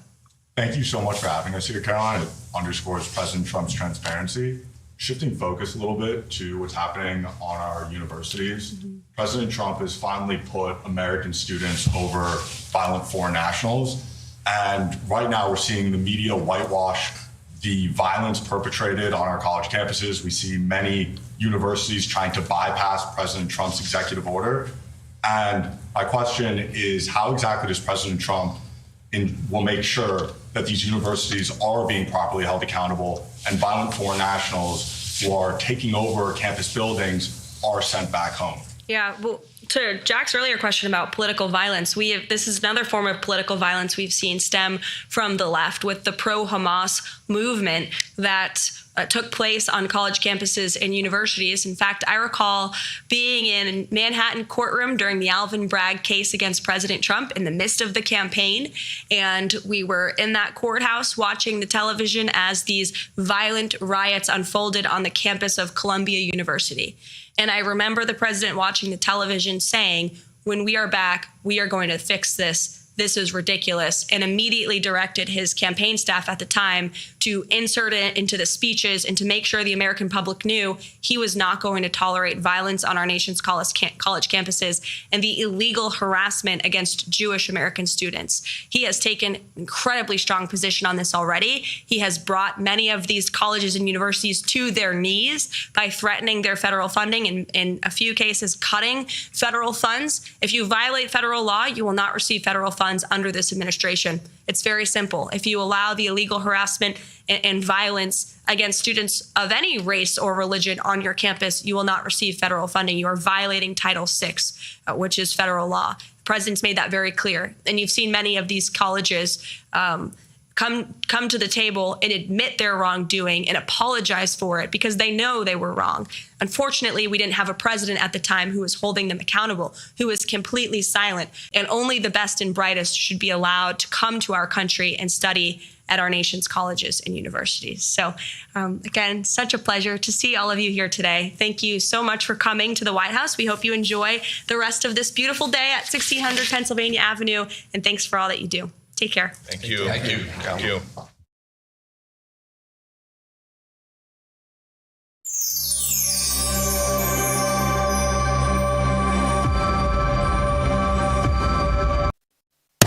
This is America's Voice Live. And welcome to America's Voice Live. I'm Steve Gruber.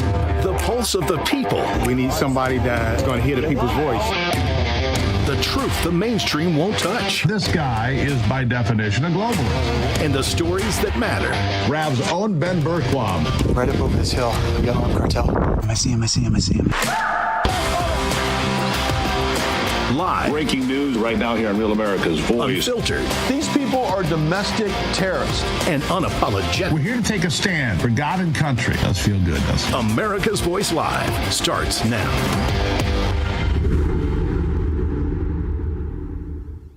And welcome to America's Voice Live. I'm Steve Gruber. It is Wednesday, the 30th of April. Let's get to the day's top stories. As always, thank you for spending time with us here on Real America's Voice. We truly appreciate it. In only his first 100 days in office, President Trump has had a number of accomplishments, including bringing investments back to America. My colleague Terrence Bates had a chance to sit down with Senator Marsha Blackburn of Tennessee to discuss what the investments look like in her state so far. More on that also. The Bureau of Economic Analysis released the first quarter analysis of gross domestic product for the current year.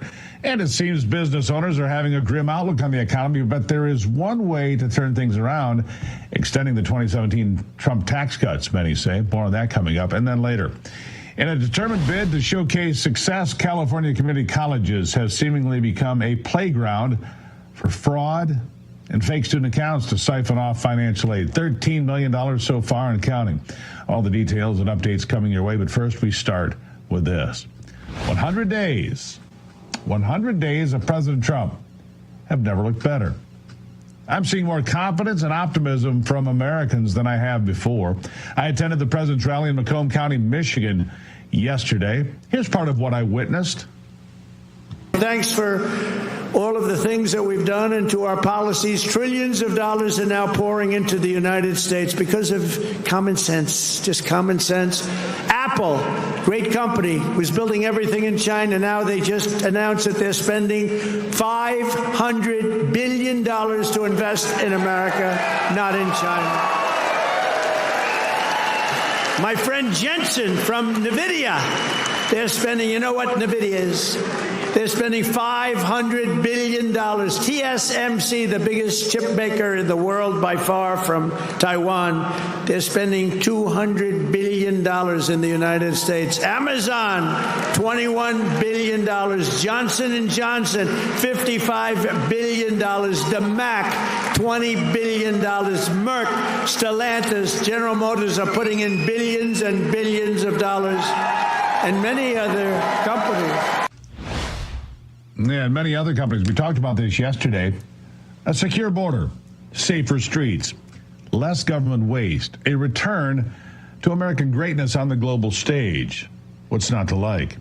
One of the benefits of having President Trump back in office is seeing government corruption rooted out for all to see. For all to see. For the last several years, conservative commentators and regular folks, people like you and me, have felt silenced or shadow banned or canceled or whatever you want to call it. We saw some of this come out with the Twitter files. Remember that?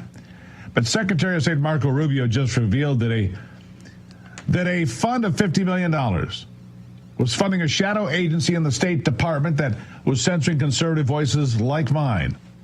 It all started over a decade ago with a program designed to counteract terrorist messaging from groups like Al-Qaeda and ISIS. Doesn't sound too sinister, right? But then after the 2016 election, the program shifted its focus to supposed foreign interference in elections. And the man running the show decided that Donald Trump and his supporters fit the bill. Listen. By 2020, it had grown into this movement of actually going after individual American voices. And one of the ways that was being done wasn't just directly, because the guy that was running this thing, Stengel, was actually a guy that was out there saying, Donald Trump talks just like a Russian spy. He talks just like a terrorist. And so do the people around him. But they were also taking money from this program and using it to fund these NGOs, these third-party groups who were supposed to be impartial. Yeah. The State Department used your taxpayer dollars, your money, to fund these supposed impartial NGOs and go after conservative voices. Here's more. Those groups were then tagging. They were literally tagging and labeling voices in American politics. Ben Shapiro, the Federalist, others, tagging them as foreign agents. So you look at it and say, American taxpayers, through the State Department, were paying groups to attack Americans and to try to silence the voice of Americans. And there were consequences. These weren't just a label they put on people. Some of these people got deplatformed. They got taken down. They couldn't communicate. So it was outrageous. So Before President Trump took over, they disbanded this unit. They just renamed it and moved it somewhere else.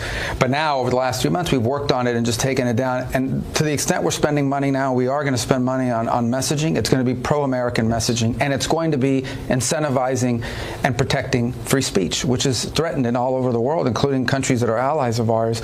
The best way to counter disinformation, if that's what people are thinking is out there, the best way to counter disinformation is free speech. Free speech. That's how you counter all of these problems. Free speech. It's what I voted for. For corruption like this to be rooted out, named and shamed, and dragged out into the light. Like Secretary Rubio says, free speech is under attack. It is the envy of the world, our First Amendment.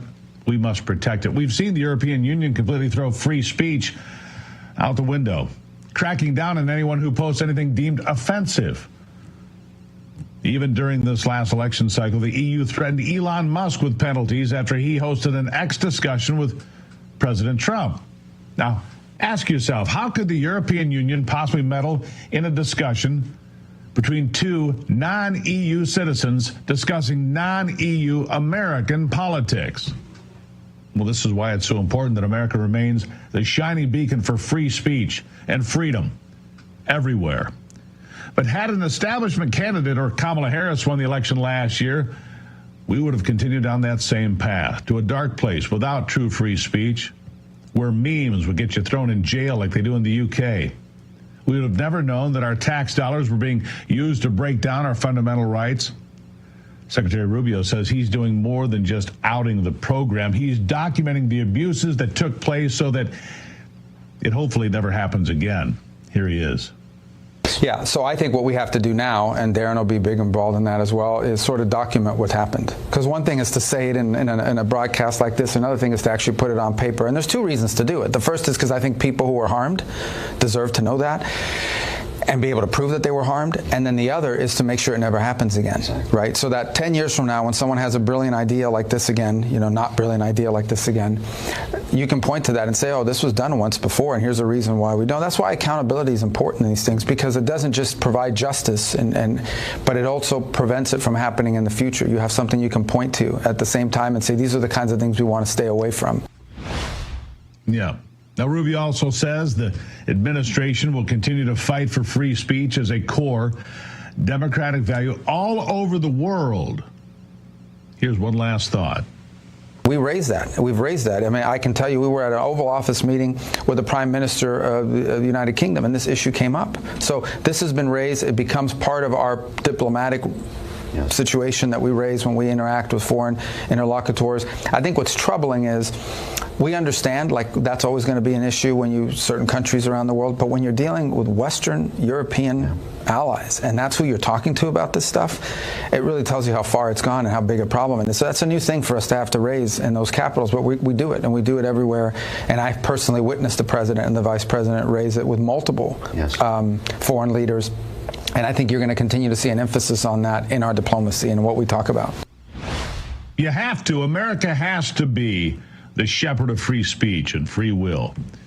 But even here in America, where the First Amendment is still enshrined in the Constitution, we have the loudest voices, often lying straight to your face. Free speech has not always been true speech or accurate speech or honest speech. We, of course, saw that during COVID-19 when our leaders in the mainstream media continually lied about and covered up the lab leak theory. By the way, we're going to get to that in detail in a couple of days. But we saw another cover-up just last year as the media and the Biden White House told us over and over again, don't believe your lying eyes when it comes to Joe Biden's cognitive abilities. That is until the disastrous presidential debate June 27th, when it all came crashing down, and all of America realized, and all the world actually, that they had been lied to. Not just for a few months, probably for a few years. Of course, if you were listening to me or any of the other hosts here on Real America's Voice, you knew that. I put it out in front of you every day, but the mainstream media is just now starting to acknowledge a little bit that they screwed up. But the fact of the matter is this. In the eyes of many Americans, trust in the media will never return. Not when they've called us conspiracy theorists for pointing out what was blatantly obvious. Joe Biden was never up for the job. White House Press Secretary Caroline Leavitt doesn't forgive or forget. Listen to her response. I do agree with that assessment from Alex Thompson, who I understand won an award for writing a story months and perhaps years after the American people already knew that story to be true. Millions of Americans watched our mentally incompetent president struggle with his day-to-day duties of this office. We watched our country be ran into the ground as a result, and nobody in the media wanted to write about that, talk about it. There were many reporters, I will say, right-leaning reporters who did talk about that, who didn't get awards, didn't get coverage. In fact, they were lambasted for their coverage. And I remember being on President Trump's campaign, talking about Joe Biden's clear mental incompetence and being accused by people in this room of manufacturing deep fake videos, trying to persuade the public into not believing what they saw with their own eyes for many years. And I think it's about time the legacy media finally admits that was one of the greatest cover-ups and scandals that ever took place in American history. And certainly it did contribute to the decline in the trust that Americans have for the legacy media here, which, by the way, is why we've made many changes to this briefing room in this White House. It's long overdue. It destroyed the media, the legacy media, that is, the corporate media. These are the kinds of changes I like to see, and I like she says that it's long overdue, especially when you have guys like little Chucky Todd, who still denies that people like him, in fact, him specifically, bear responsibility for this lie, this grotesque lie upon the American people and the world, actually. Listen to this weasel. This is not a media failure. This is a failure of the Democratic Party. And I just sort of the virtue signaling that some people have done to try to say that the media missed this story. They didn't miss this story. David Ignatius wrote, I just refuse to accept this stupid premise because it's a right-wing, manufactured right-wing premise in order to stain the media. The media's got plenty of things to attack them for, and there are MSNBC and CNN and pundits that absolutely carried water for Joe Biden, but they're not journalists. They're former strategists that carried water for Joe Biden. This is an attempt by some to virtue signal, and it's this horrible sort of pitting different news organizations against each other, when ultimately the people at fault are Chuck Schumer, Nancy Pelosi, Jill Biden. I'm sorry. I'm going to lose my lunch if I listen to that any longer. Of course you're to blame, Chuck Todd. You're dishonest. You're part of a dishonest machine that lied to America. You didn't ferret out the truth. You wanted to go to the cocktail parties and hang out with the cool people. You're as much to blame as anybody else, Chuck Todd. You are part of the problem. You and the Democrat Party, but so are the people that pretend to be journalists and didn't do their job. People like you, Chuck Todd, lied to America. And you lied about people like me, too. Oh, they're out there lying about Joe Biden. No, sir, that was you. You failed your profession. You're an embarrassment to actual journalists working in the field. And he wants to differentiate himself from MSNBC and Chicken Noodle News because those guys call themselves pundits. Chuck Todd, you should be arrested for felonious impersonation of a journalist.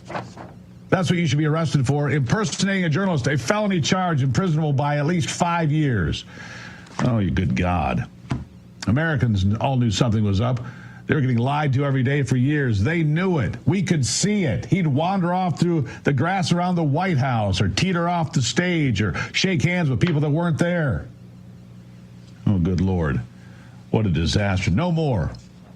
No more of that. We've seen how much change President Trump has enacted in the first 100 days.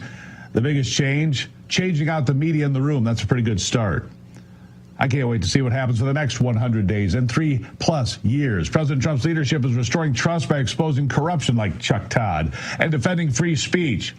From the State Department's shadowy censorship to media gaslighting, this administration is fighting for truth, and so am I. Americans are waking up, demanding accountability, and embracing a renewed commitment to our constitutional values, ensuring free speech endures, starting right here at home and on this program every single day. Coming up after the break, I'll show you what Senator Marsha Blackburn of Tennessee had to say about the investments in her state in that first 100 days. Straight ahead.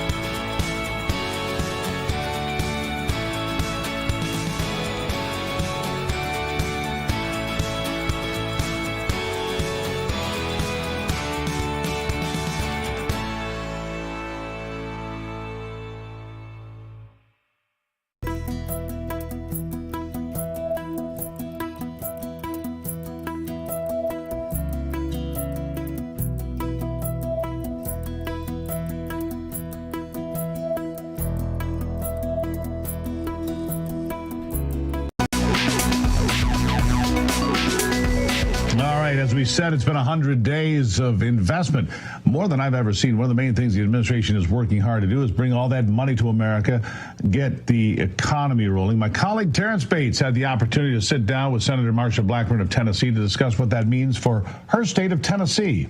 Here's that conversation. I would like to know from your perspective how you assess President Trump's first 100 days in office, and maybe even more importantly, what he's been able to accomplish during the first 100 days. And he made promises, and he has kept those promises. And I love the fact that he has worked at such an aggressive pace. That is so exciting to see what he has done. Securing the border, and crossings are down 99% at that southern border. It just proves the point. We didn't need more laws. We needed to enforce the laws we had. That meant we needed a new president. He was exactly right on that. And then you look at what he has done with getting inflation down, getting the price of a dozen eggs down, getting the price of a gallon of gas down, getting people to the negotiating table when it comes to tariffs and trade deals, which is going to get the cost of living down, bringing jobs back to America. In Tennessee, since Donald Trump was elected, our Economic Development Agency has landed 30 new projects, has seen over $1 billion of capital investment in our state, 1,200 new jobs, and about half of that number is direct foreign investment. So Tennessee is leading the way, showing that when you have good leadership and you are well governed and you have no state income tax, then you can bring these businesses in. And we know President Trump's first 100 days has made a difference in how people are coming to our state. Talk about the effects of President Trump's tariffs on your state of Tennessee. The thing that comes to mind is his recent pullback when it comes to automotive tariffs. That, of course, I would imagine will directly impact Tennessee, as what? Nissan has a major plant there, Volkswagen, some other major car industries. What will the impact there be? Yes, and indeed you have Nissan, Volkswagen, Toyota has a plant in the state. They do engines there. GM also has a facility there. Ford is building a facility. And we were so pleased to see that there are going to be exemptions for the auto manufacturers, in addition to two things that are USMCA compliant. And of course, not everything is USMCA compliant. We are pleased that these manufacturing companies, Nissan, Toyota, VW, have chosen to bring their facilities into our state. And now we know it's going to help keep the cost of an automobile down by making certain that tariffs are not stacked and by making certain that component parts are going to be exempted for those vehicles that are built and assembled in the U.S. Well, there's been a lot of talk about tariffs. On the opposite side of the U.S. Capitol, there's also lots of talk about the budget. I'm sure lots of talk as well in your chamber. House Speaker Mike Johnson says that he expects to pass a House resolution or a House version of the budget reconciliation bill by Memorial Day in order to get it to you and your colleagues in the Senate. How quickly do you think you and your colleagues there in the Senate can get that measure onto President Trump's desk? We are already working on it, and the House and Senate are working together. Of course, the House is working off the Senate budget doc. They accepted our numbers. We are moving forward to make Trump's tax cuts permanent based on current policy, to actually pass rescission bills that will travel in tandem with the reconciliation bills so that we are cutting into the baseline and we are saving the American taxpayer money. One of the things that, as a casual observer, there seems to be a gulf, or there seems to be some space between the House and Senate, is when it comes to spending cuts. The House is talking about it would like to see about $2 trillion in spending cuts over 10 years. The Senate budget framework wasn't quite as robust. Is that going to be an Achilles heel in these negotiations? Oh, not at all. Bear in mind, they had a $7.1 trillion budget. We had a $6.5 trillion budget. And so we start at a lower number, and we put a floor in for what you can cut. We put a ceiling in for what you can spend. So continuing to pull these rescissions, these cuts into a rescission bill, which we can pass at 51 votes in the Senate. And the more we can cut, the better it is going to be. The lower we are going to get that baseline number down. And that means that if we can cut into that $6.5 trillion budget, get it back to a pre-COVID number, and then next year achieve President Trump's goal of having a balanced budget. We all want to pass President Trump's agenda. I'm curious what kind of work is happening behind the scenes to codify DOGE, to make sure that DOGE isn't just a one administration trick pony, if you will, but that it is part of tradition here in U.S. government, that it's something that sustains beyond the Trump administration.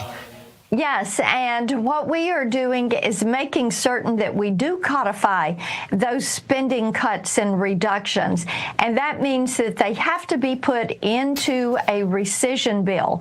So as the White House sends us items, then we can place that in a rescission bill, and as I said, in the House, it goes as a majority vote. In the Senate, it goes as a 51-vote margin.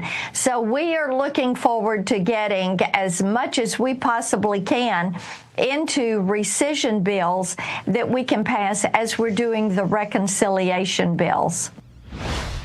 And hopefully that bill comes to pass and sometime soon, because otherwise everything that's been done so far by this administration is for naught. Coming up after the break, the Bureau of Economic Analysis released the gross domestic product report for the first quarter of 2025. And while it's looking good for the economy, many business owners are still concerned. We'll talk about it straight ahead.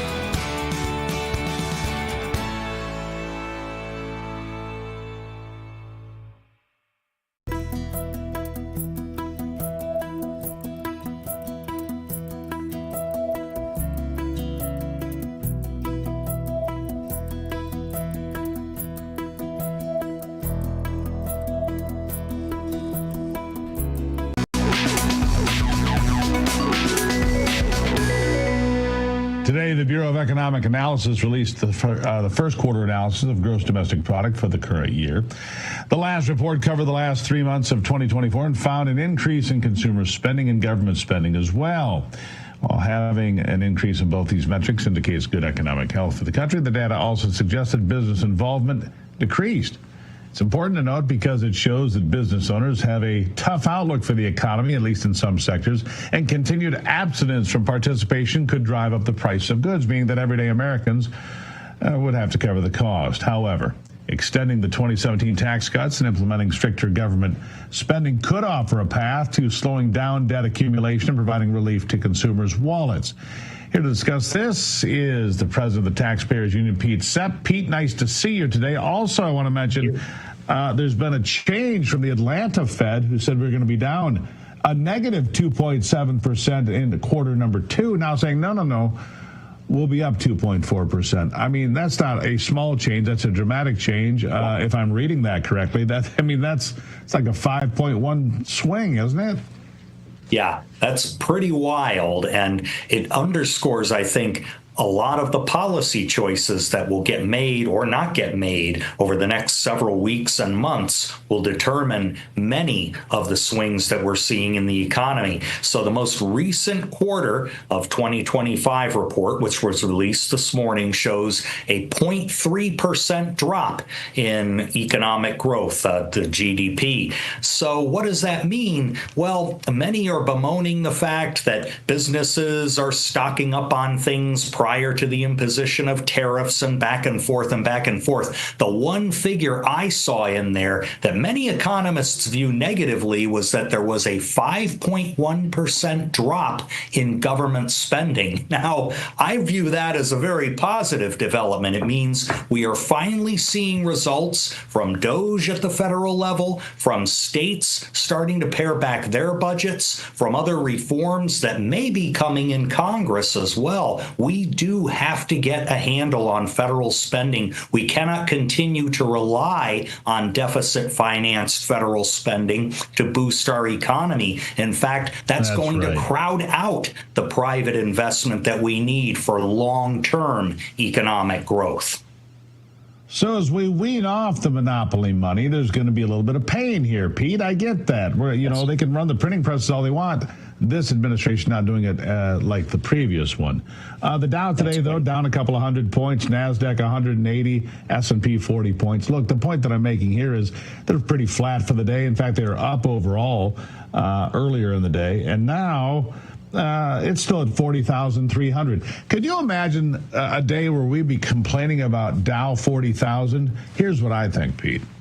I think if the interest rates get cut, we make these deals on tariffs with the 7 major trading partners we have, including the EU, Canada, Mexico, the Asian nations, China, whatever, and we get those interest rates down, that we're going to go off great guns. That we will go, it'll be Dow 50,000. Mark my words, Dow 50,000, Pete.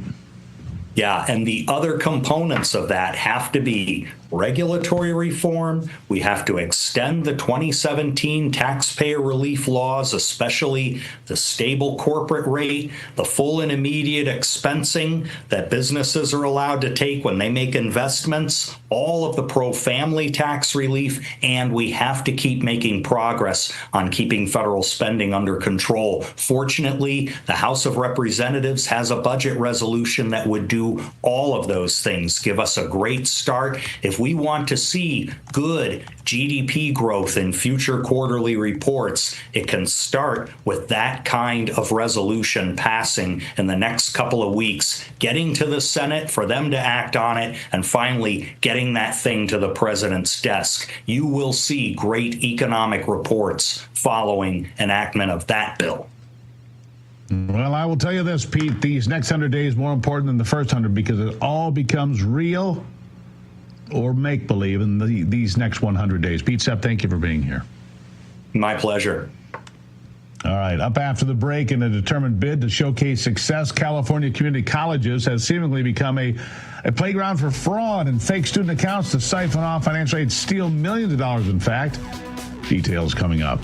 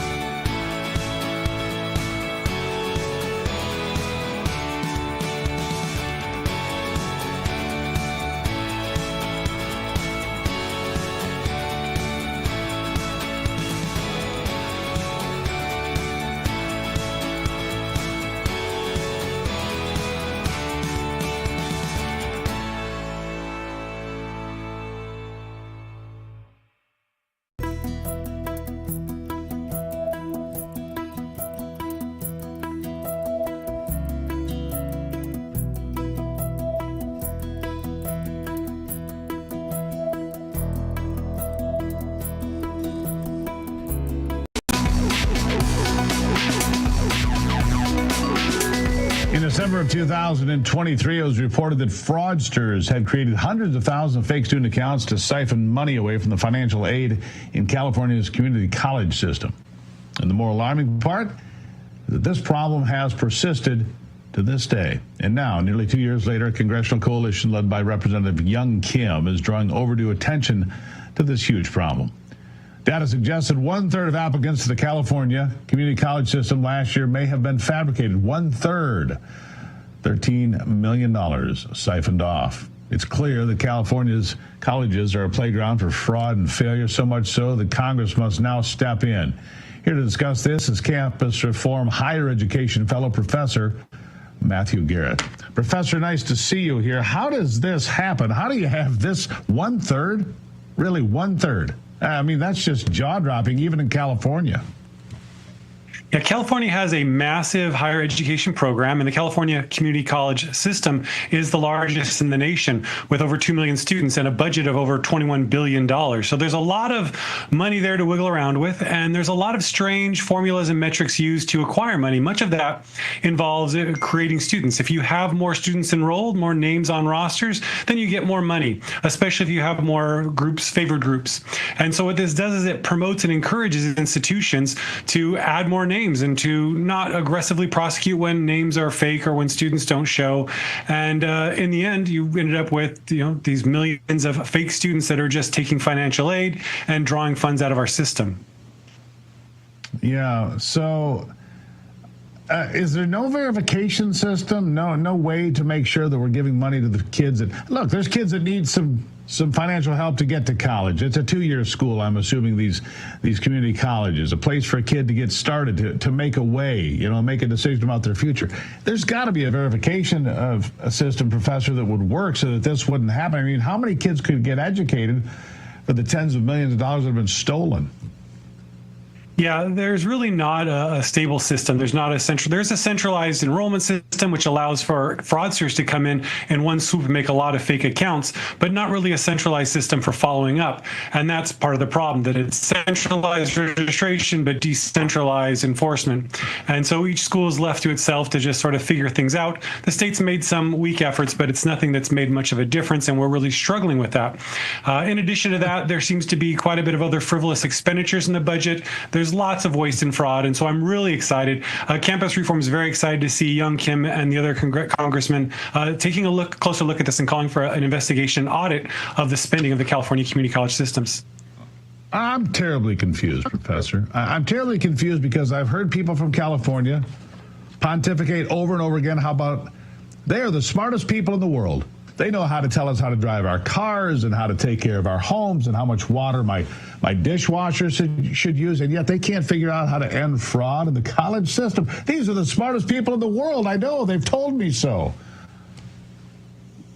Well, a lot of this is coming out of ideology, and that's the real problem. It's this eagerness for inclusion to remove all boundaries to registration. It's DEI applied, and without any boundaries or expectations or standards, when you let everyone in without any questions, eager to get them, added to that the incentive of institutional benefits from more enrollment, it's a recipe for this sort of disaster. So what was that old saying about dragging a $100 bill through a trailer park? I remember Democrats saying that one time. And here in California, you can drag thousands of dollars through the community college and right down there. And all these people will take the money and nobody will figure out how to fix it. I mean, wouldn't a picture ID and a student ID or some sort of a way to identify yourself eliminate this fraud? I mean, wouldn't that be the smart, short way to do it? I'm just a kid from Michigan. I'm not that bright. I'm not from California, Professor, but couldn't we solve this problem with some basic guidelines, rules, and specification about how you get the money? Maybe you have to appear in person with an ID to say, okay, I claim my loan. Wouldn't that be the way to do it? That would be an alternative, but that's not what we're following right now. We're trying to reduce barriers and allow students to come in without any real verification of their existence. And what's alarming about this is that if the state of California can't tell who's even a real student, they're that much more detached from assessing who's succeeding and who's failing in the classroom. And every dollar wasted on the fraudsters or on other frivolous expenditures are all distractions from education. I think about how we could have had smaller class sizes. We could have had students getting nursing lab or some other type of facility that would assist and benefit our community with education. But instead, we are watching money just flow out to oddities, to various programs and fraud that could be spent on genuine education. I've got two questions. The first one's actually serious. Why would we reduce barriers to put more kids into college when we see so many college graduates that can't find a job in their industry and end up doing something that's completely unrelated, doesn't pay enough, leaves them with student loan debt, or doesn't get a job at all? Why would we continue to reduce barriers so that more people could have all of those problems in their life? California is forecasting a shortfall in educated employees, and to that end, they've determined to pump out as many degrees as possible, regardless of any merit or education provided by those degrees. And the result is that our now chancellor of the community college system is recruiting 8th graders. Indeed, she's announced she wants all 8th graders to be signed up to begin community college in 9th grade and continue, because the more headcount you get, the more money the programs get. And that's really, this is what this is all about. It's about chasing dollars instead of education. Which, of course, that's the way it's been for a while. Which brings me back to my last question. Is, I guess it's somewhat serious. Why have grades at all?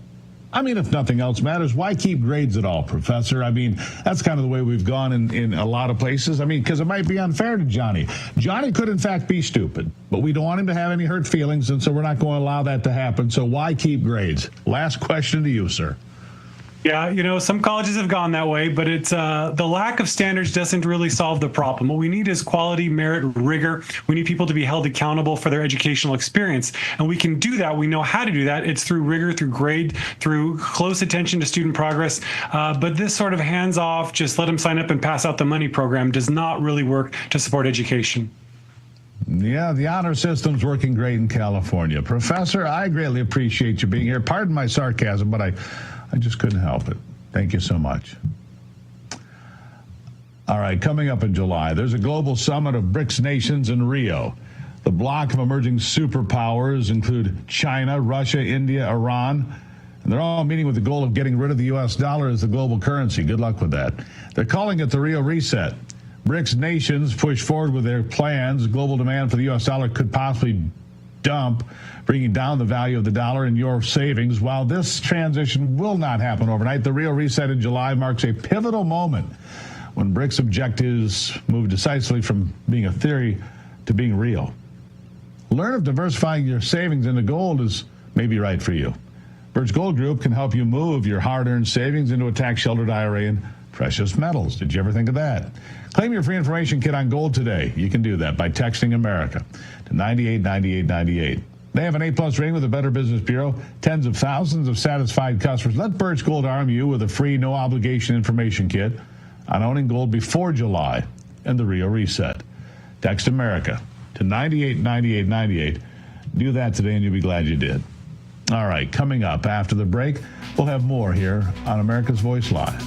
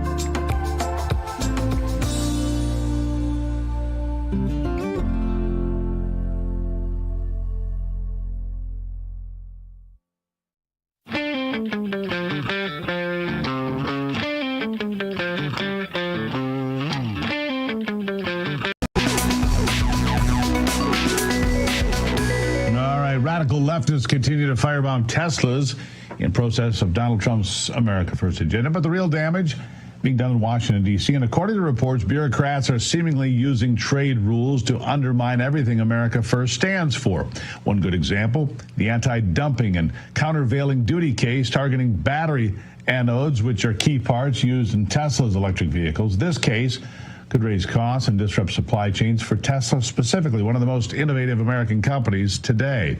And as many of you know, it's owned by Elon Musk, of course, who's working with President Trump and his agenda on Doge. Here with me to discuss this further is Executive Director of the Energy Fair Trade Coalition, Brett Manley. Brett, good to see you. It seems that, if it targets Donald Trump or if it targets Elon Musk, then it's all free game, isn't it?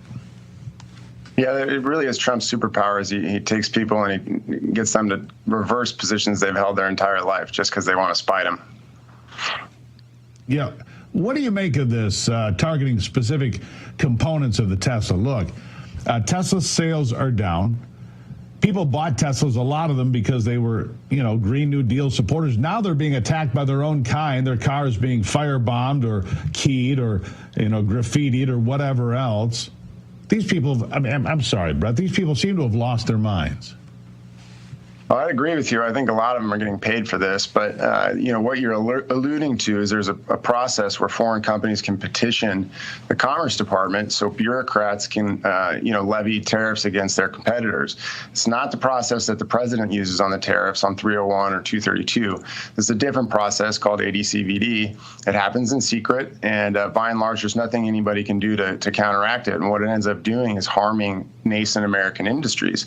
We have a lot of these materials. You and I have talked about this before, a lot of these materials here in the United States, but we need to refine those materials or turn them into follow-on products elsewhere because we haven't developed that market, that manufacturing market here, and then re-import them in the United States. So what these foreign companies do is they try to get tariffs slapped up on those re-importations so that they can come in and have a preferred, easier path to sell in the United States. But none of this actually helps American companies. Yeah, here's the thing. The most American car, look, I live in Michigan. I live in car country. $1.05 in Michigan, 20% of the economy, the GDP of Michigan comes from the auto industry. And yet, that Tesla, any Tesla, is the most American-made car of all. That's a car we should celebrate, isn't it? I'm not an EV guy. I don't want an EV. But if I was to have one or a very American car, this is it, isn't it? Yeah, I think maybe Americans shouldn't make $60,000 political decisions with their car. It's just a car.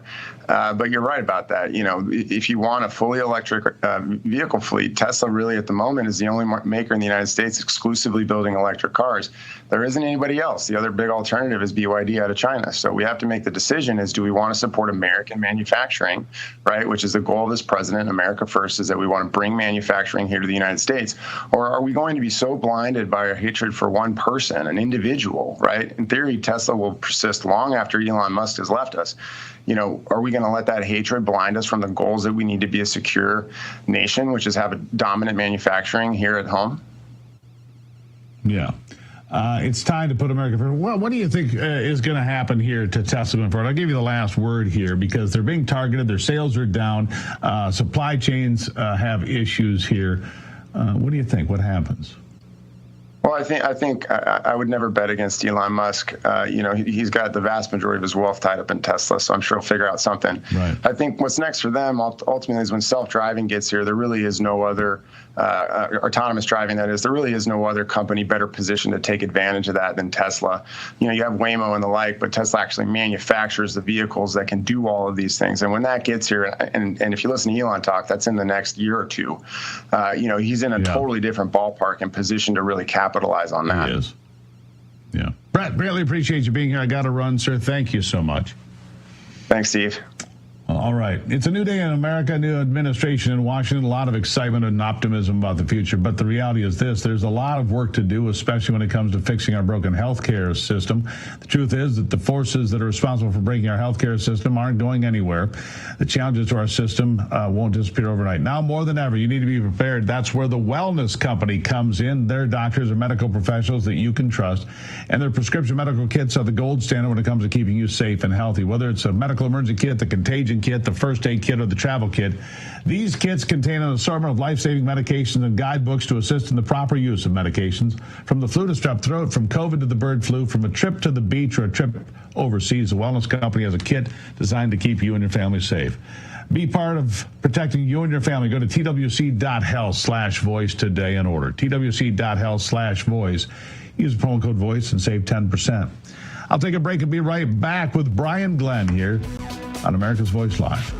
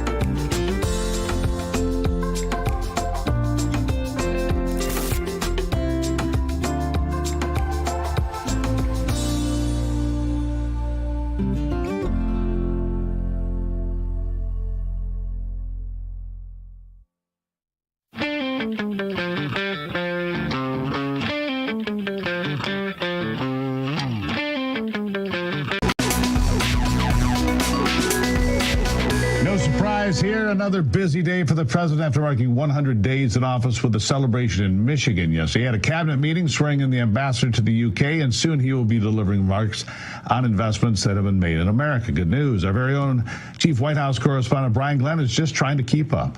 He was with me last night in Michigan, and now he's back at he's there on Pebble Beach in the South Lawn of the White House. Brian, nice to see you. What's happening today? What's going on this afternoon? Good.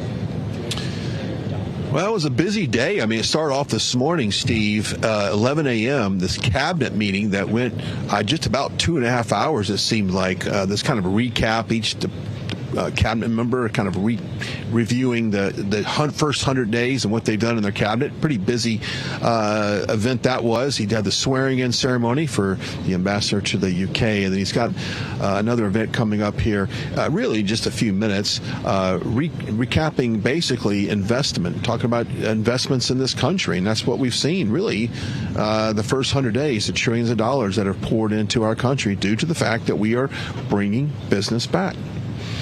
Yeah, now I saw Scott Bessent get some questions from the White House press pool during the cabinet meeting today saying, well, where are the deals, right? Look, there's 7 major deals outstanding. They take a few minutes. People, just like the Democrats yelling for why are egg prices not down yet? It's been 5 minutes. Hold on. Let us get our feet on the ground. We'll get some things done.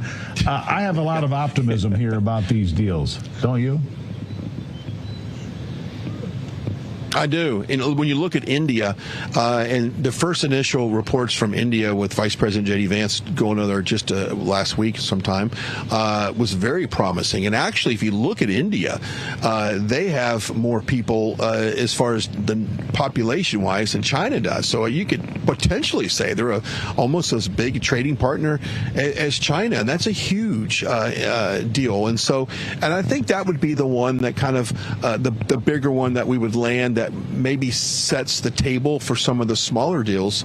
But at the end of the day, it's going to take some time. And when people say, well, Brian, look at the market, what happened to the market after all this trade talk? Well, actually, look what happened when some of the investments came in. And we're already have regained, taken back some of those grounds that we've lost. So it just takes time. But, Steve, this hypersensitive media industry that we work in, if it doesn't happen overnight, people give up on it. The next news cycle goes. There's another story they chase. And then they go crazy again. Brian, I got to leave it right there. Thank you, my friend. I got to run.